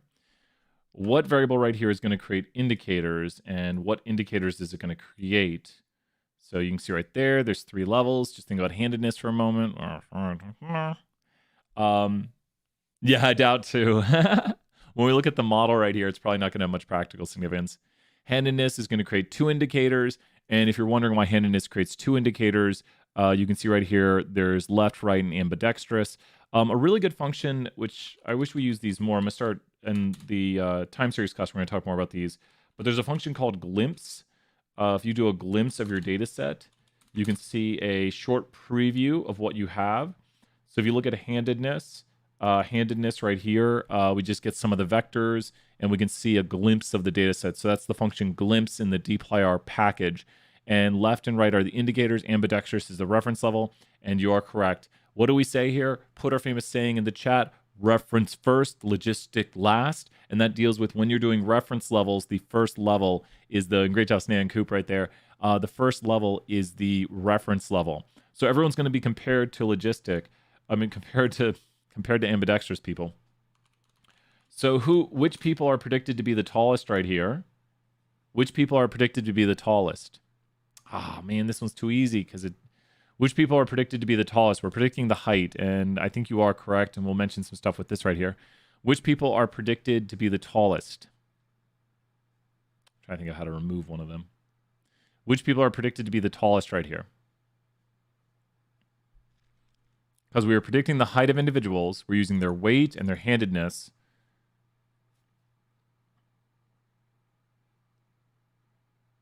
Left-handed people, correct. And then right-handed people are predicted to be the shortest. Ambidextrous is going to be in the middle. And we can view this visually. That's not the visualization right now. I think I called it M. I usually just call my models M. Yep. We can view this visually right here. Oh my gosh. What have I done? So for this model, it's very hard to see. Now you might be able to see it a little bit better. The black line is in the middle. It's very hard to see. The right line is a little bit below it, and the left line's a little bit above it. Coop's like, yes, this model is an accurate representation of reality, that people who are left-handed are the tallest. But this model does not violate model hierarchy. This model, oh, and then you get that right there. Don't look at that yet. That's going to answer a different question. This model does not violate model hierarchy. Why? If you increase size, usually it'll fix it. So increasing the size, like here, I'll show you. When you remake it, it'll remake it. But if you increase the size, you can get a better view on it. So now if I redo it, it'll remake it. Also, your font size depends on it. So see, now it says it's too large. But if I do it now, it's going to look like this. So if you either decrease your font sizes, it'll change how it looks. So you can drastically alter the way your plots look based on your zoom and based on the spacing on the window. So the window spacing, it kind of like augments the plot to how your window is. So you can kind of try to get a good Like you can do screenshots of it. Like you can take screenshots yourself or stuff like that. Export screenshots. Sometimes I'll take a screenshot of this the when I get the way I want it. So good questions right there. But it depends on your window size and it depends on your zoom that you're using. So great questions. Why does this not violate model hierarchy? 5-4 on a good day. Why does this not violate model hierarchy? Why does this not violate model hierarchy? Because we have ambidextrous people, we have left-right people. So why does this not violate model hierarchy? This does not violate model hierarchy. Why?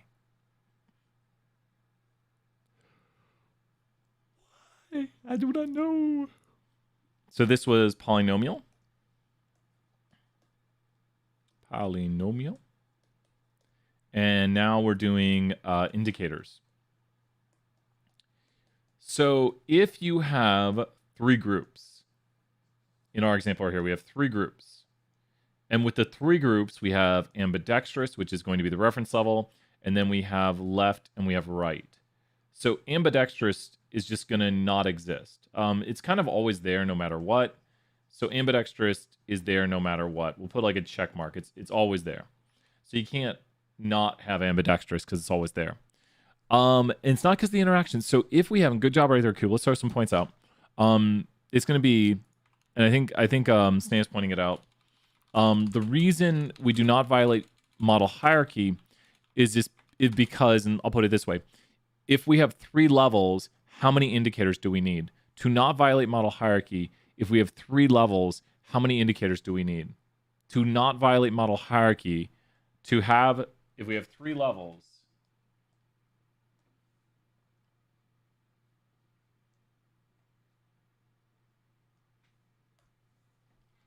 exactly. So I colored those green to represent that they are indicators. So they're different from the reference level. So they're indicators. And what do we mean by their indicator variables? They are variables right here that indicate if someone is left-handed or right-handed, because either someone is left-handed or right-handed. If they're neither, then they're ambidextrous. The black line, just by the way we color it, is going to be the line that is the reference line that we compare to. Hence, the positive coefficient for left-handed means that it's above. The negative coefficient for right-handed means it's below. I should make a stronger model right here. I'll make a stronger one in a second. It's just I wanted there to be more than one. So if we have both of these in the model right here, then you keep model hierarchy. You preserve model hierarchy. But to violate model hierarchy, you could have one of these not in the model. So if one of these is not in the model right here, where does it go? Where does, and first class I taught this to, I just started saying it backwards each section. Where does it go if it is not in the model? If it is not in the model, where does that missing indicator go, which then violates model hierarchy? By it not existing in the model, it would go where? And when we violate model hierarchy, it joins the reference level, goes to the reference level. And I'm trying to remember how to do that. Let me Google it real quick. So this does not violate model hierarchy. Remove out one reference level, or move one indicator. Move one indicator in model R. So how do you remove an insignificant factor?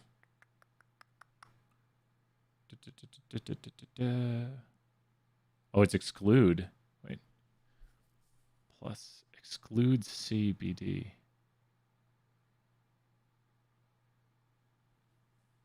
I don't like that answer right now. I so rarely do this. There's another way of doing it, but I don't want to do it the other way. People don't write simple answers sometimes. I can do it a certain way.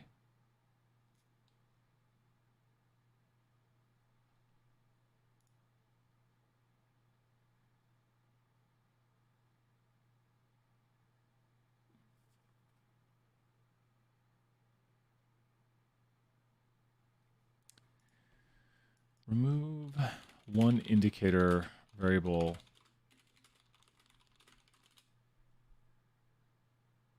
Wait. Okay, good. Someone asked the exact same question. Oh, really? Really? Really? So easy. Should have guessed it. Well, that's obvious. See, wait a minute. Someone said this should do it, and the answer is no. Someone said that should do it, and I'm like, that's too easy. That does not do it, random person. That does not answer the question. No wonder it has 0 upvotes. Someone's asking about Python.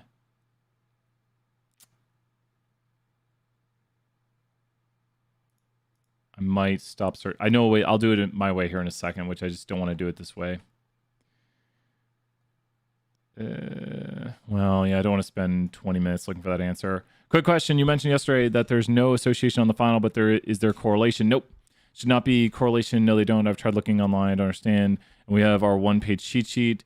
Also set to one, you stated that our exam for multiple regression on right. Simple regression on correct. Simple regression. Everything simple regression forward is possible to be covered because we're basically doing a lot of simple regression within this. Like, someone would be like, wait, I didn't know we have to know how to write the model or know what the estimate is. It's like, everything we've done builds on simple regression. Sorry, everyone, as I went searching there. I have a way of doing this. It's just not going to be my favorite way of doing it. I'm going to call right here together. I'm going to call this a together variable. And the together variable is going to be if else survey $10 handedness. This is the way, like, if I can't figure out a way, I just make my own way of doing it.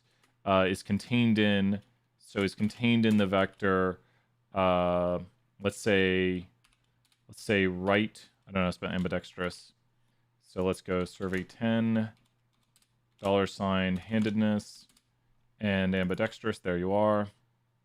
If it's contained in the vector, this, then run. So if it's contained in the vector that, then right /a, and then if not, then they'll be left-handed. And there we go. There's the together. Let's take together, form it as a vector. So factor. Oh, I didn't close this off. Oh, I've got messed up code. What is going on? I see there's a question too. What is it not like? No default. If server 10 is contained in the vector, oh. This, then this. There we go. Factor, right, can we do a partial F? Yeah, let's do partial F next. You got it. Together. Sorry, but if I don't solve something, it drives me nuts. It's like, ah. Okay, so there we go. And now let's go ahead and take our together level. Let's append it. This is variable creation again. A good review of variable creation together. Variable together.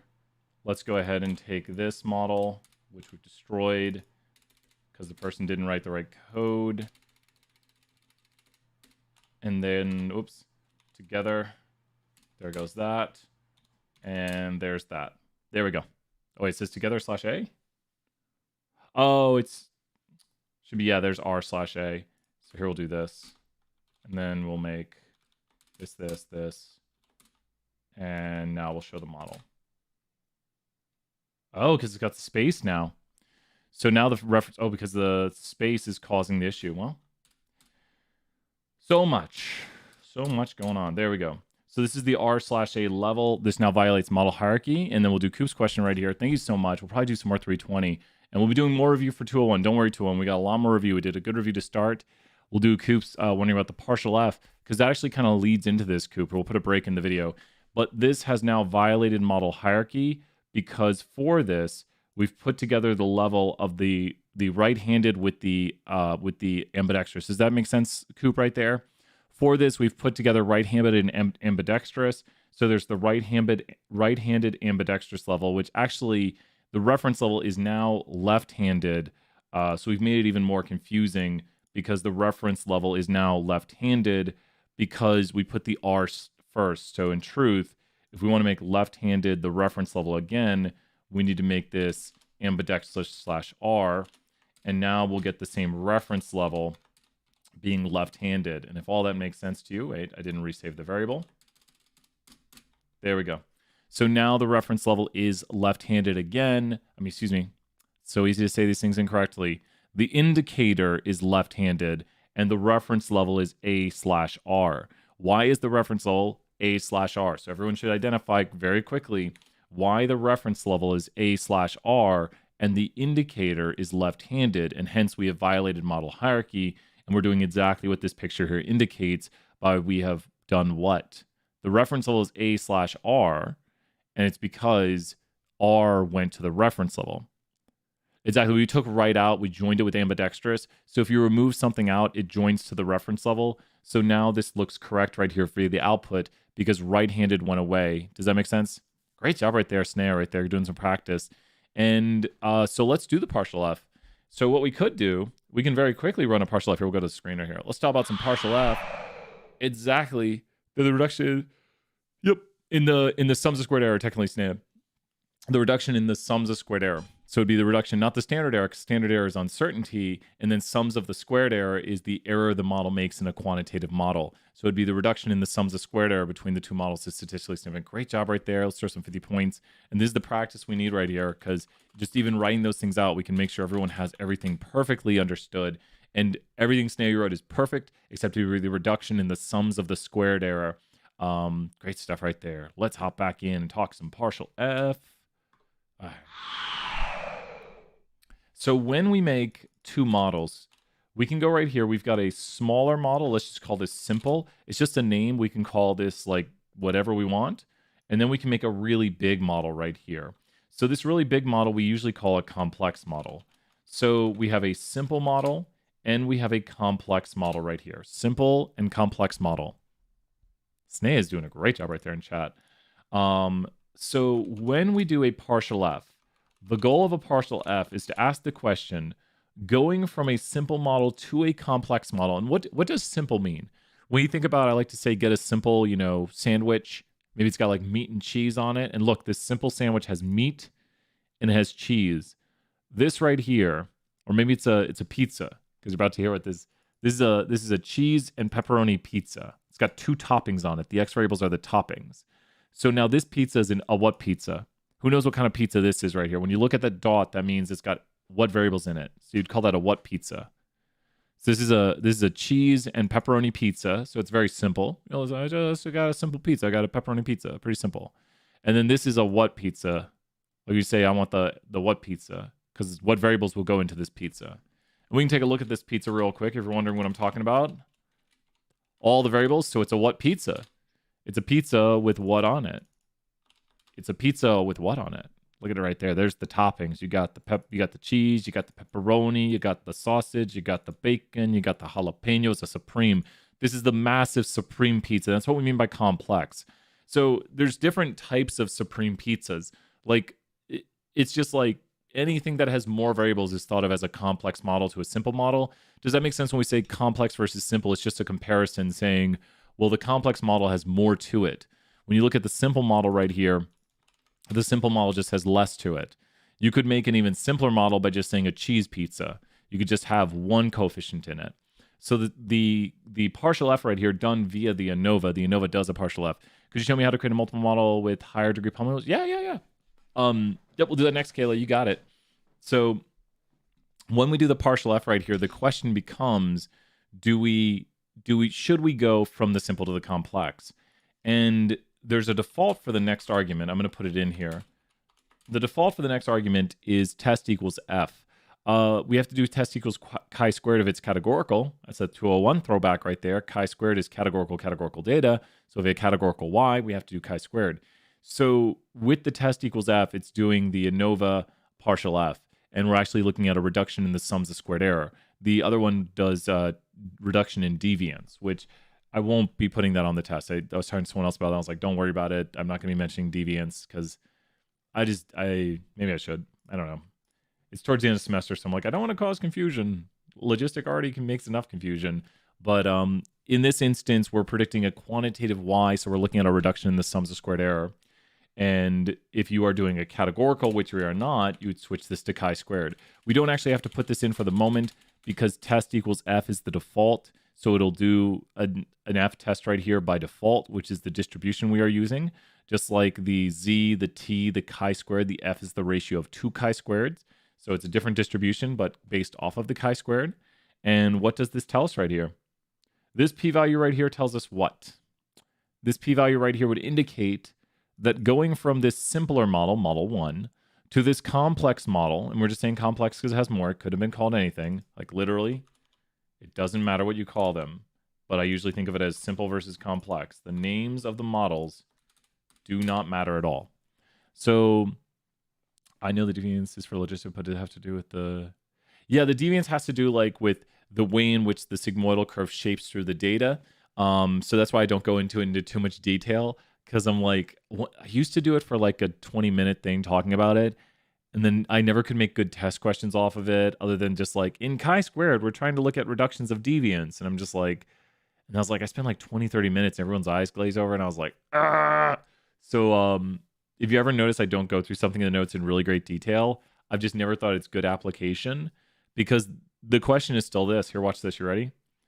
Even if we switch this over here, so we're switching to a logistic model. So now I have to add in all the extra stuff right here to make it do logistic, right? So you should be like, okay, Brian, switching it over to a logistic because I'm predicting a what type of Y. So I'm switching everything over to logistic. Wait, GLM, warning, okay, cool. Yeah, that's fine. Okay. It should be good with that. So even if I switch everything over to logistic,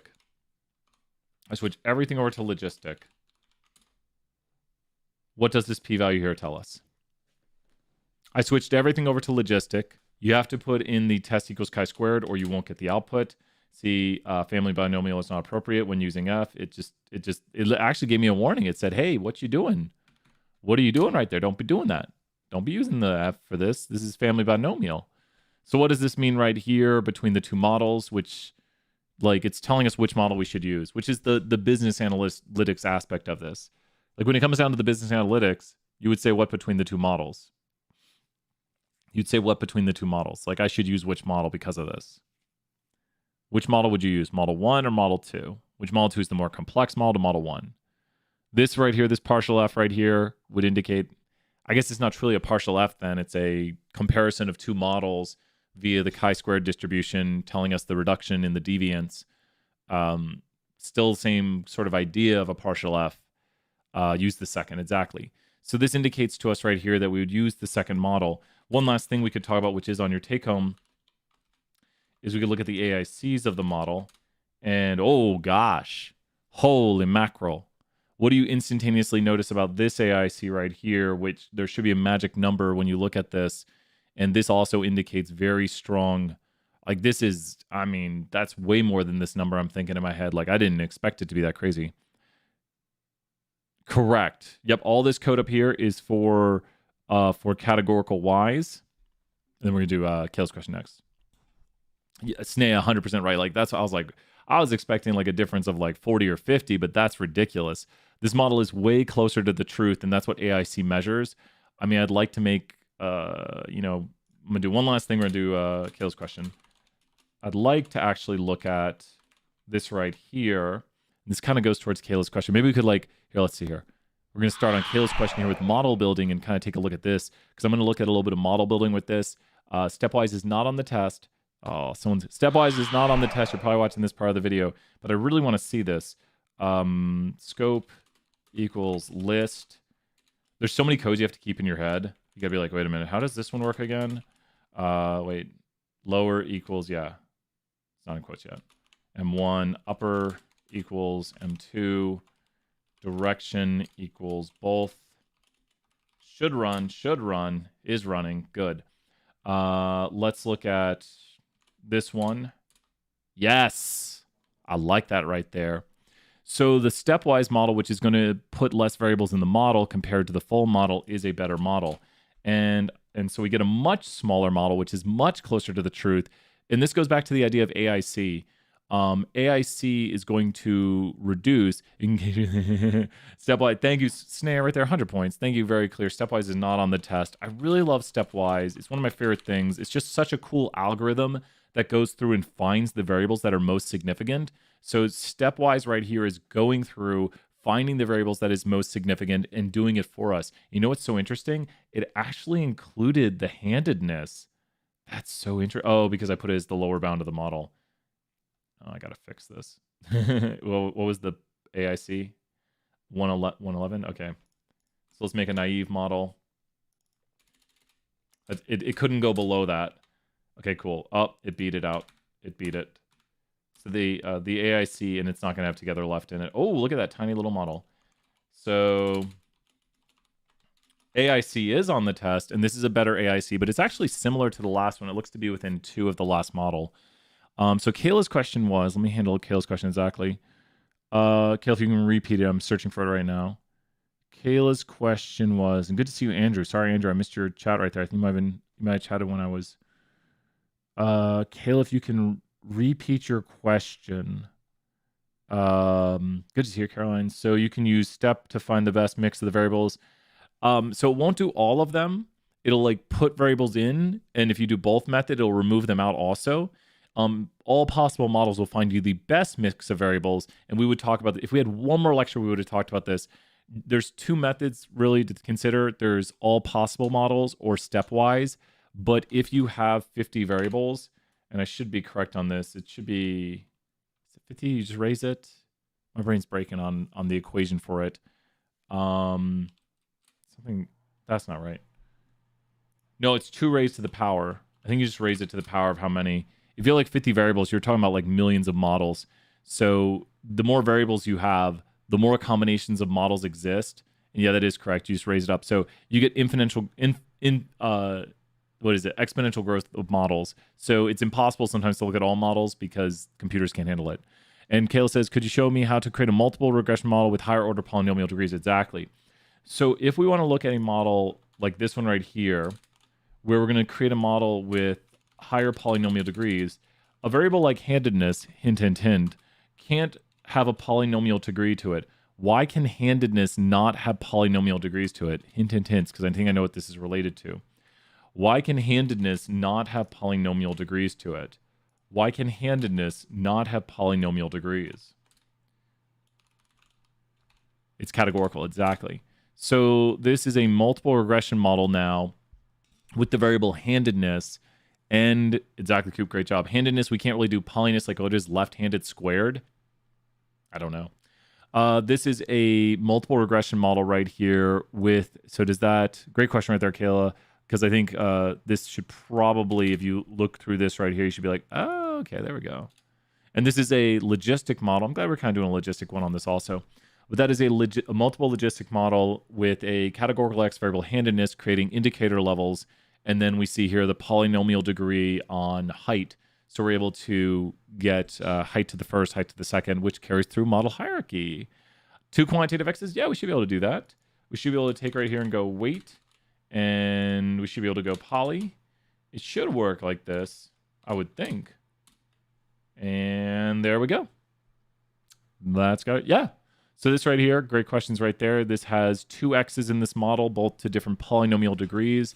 The Boolean term, so we still have 0 and 1 no matter what the polynomial degree is. I believe so with the Booleans.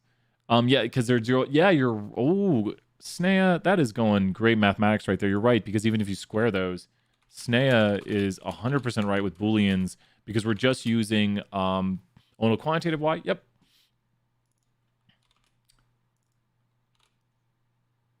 I can technically do it with the LM. You're just more accustomed to seeing it not in the GLM format for this one. GLM will actually, well, you can't plot this one anyways. Yeah, I'm just making stuff up. It's not doing so well with those polynomial degrees, but I'm just choosing random polynomial degrees to just show it. It will work with the GLM. GLM by default uses Gaussian. I have to update Petrie's functions, and that's on my list to do this summer so that no, a Boolean just means 0, 1, and SNEA can correct me if I'm wrong on that, because even my brain had to like boot up. I heard like the hard drive spinning up in my brain and went, I was like, Booleans are 0, 1s. And if you square 0 and square 1, you get 0 and 1. So even if we square it, it just doesn't do anything. So I don't know. We could try squaring it. We could see what happens. It might just get mad at us. You see, it actually gave us an error. I went so quickly. When we ran this, it says degree must be less than number of unique points. So it's saying, and that's what SNEA is pointing out, I guess maybe that would stop the Boolean too. Exactly. My brain started to overheat, and I was like, "What? You use that code again? Is it for the take home? You can send me it. Just turn 0, 1, which is how a computer interprets true and false. Exactly. Yeah. So we can't square it because it just wouldn't do anything if we squared it anyways. Like, and it's saying it can't do that. Also, if you only have 2 points, you know what's interesting too? So if you think about this mathematically, if you only have 2 points, just take a look at 2 points. 2 points, you can only fit a line through. So for it to create the polynomial trend, it needs a third point right here so it can create a polynomial trend.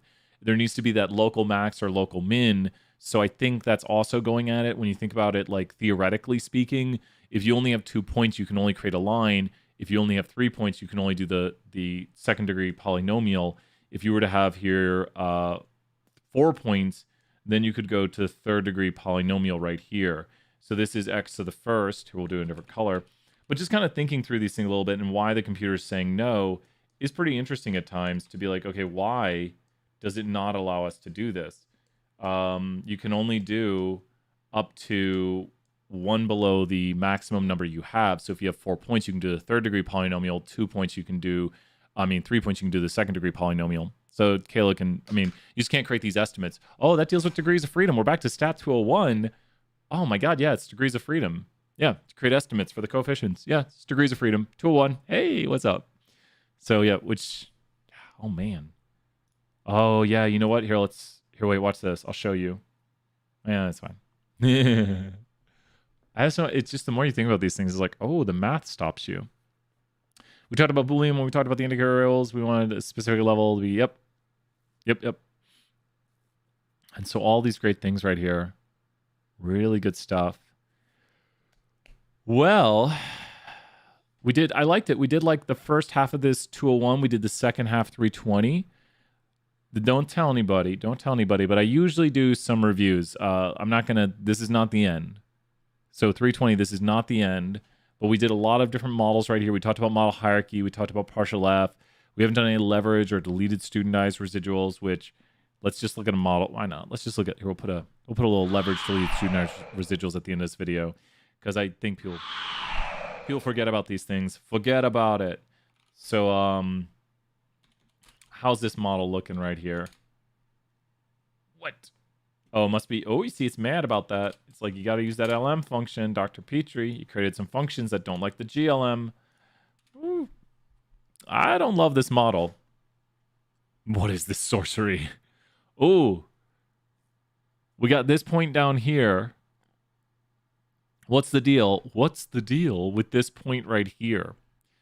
This is a good multiple choice question test. This point over here, I'm going to highlight it. And I'm going to write, in other words, we are talking about, see if you could answer this. I like this as a test question. I need to edit some test questions. I swear I want to put this in. Maybe later tonight I'm going to be revising some test questions. What's the deal with that point? So number 1, model doesn't predict it well. Number 2, unusual in its Y value. Number 3, unusual in its X's. Number 4, we have to use extrapolation. Okay. There's some tricky answers right here, which people would maybe argue over, but what's the deal with that point over there? So what's the deal with that point over there? 1, 2, 3, or 4. What's the deal with that point over there? It has high leverage, but a low delete student residual is far from the mean of the X's, but it's real. That is and everything you've written right there, Snea, is 100% accurate. So what would you, this is how unusual it is in the Y aspect, which the unusualness goes out from here. So Snea has literally detailed it perfectly. Great job. Yes, 3. That is correct. So the more unusual it is over here, this is low and this is high. It's highly unusual in the leverage. There's a lot of high leverage points. So the answer is 3. Perfect job right there. This would be low inside of here. So this is low. And then high is outside of this point. Should have done that in red. There's still time. It's kind of a good review visualization of this right here. I'm going to do this in red. So let's change the pen color here, red. So that'd be high leverage or high deleted studentized residual. I was just thinking about the next one I was going to do. And this would be high down here. And this would be high over here. And so if you understand what I'm drawing through here, and this would be low. Hopefully, you know, reviewing this and seeing this makes sense right here.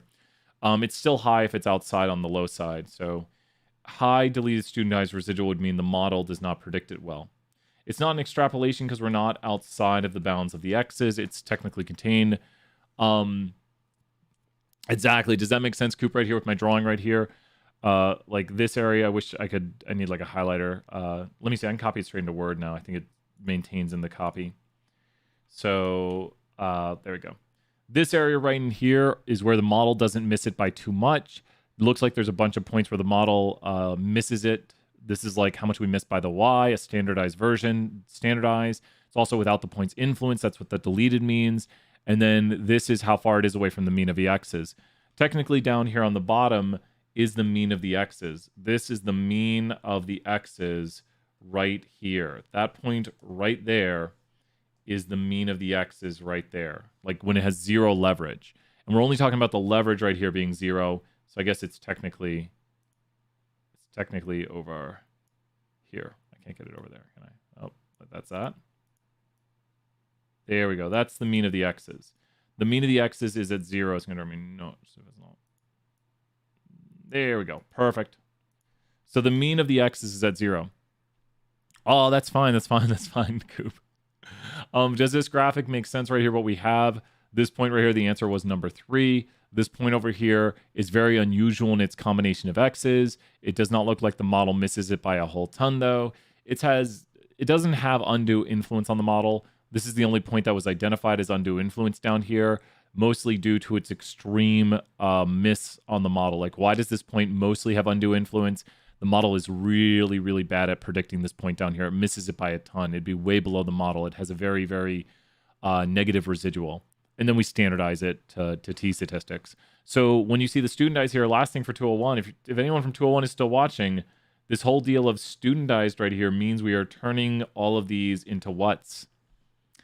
So I love it that there's all this 320-201 crossover, because studentized just means that we're taking it and turning it into a t-statistic. So when are t-statistics unusual? This is our last thing one with this.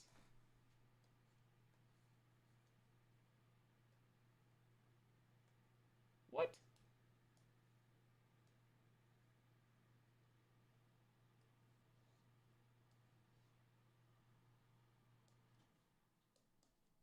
What percent of data would we expect to be within -2 and +2?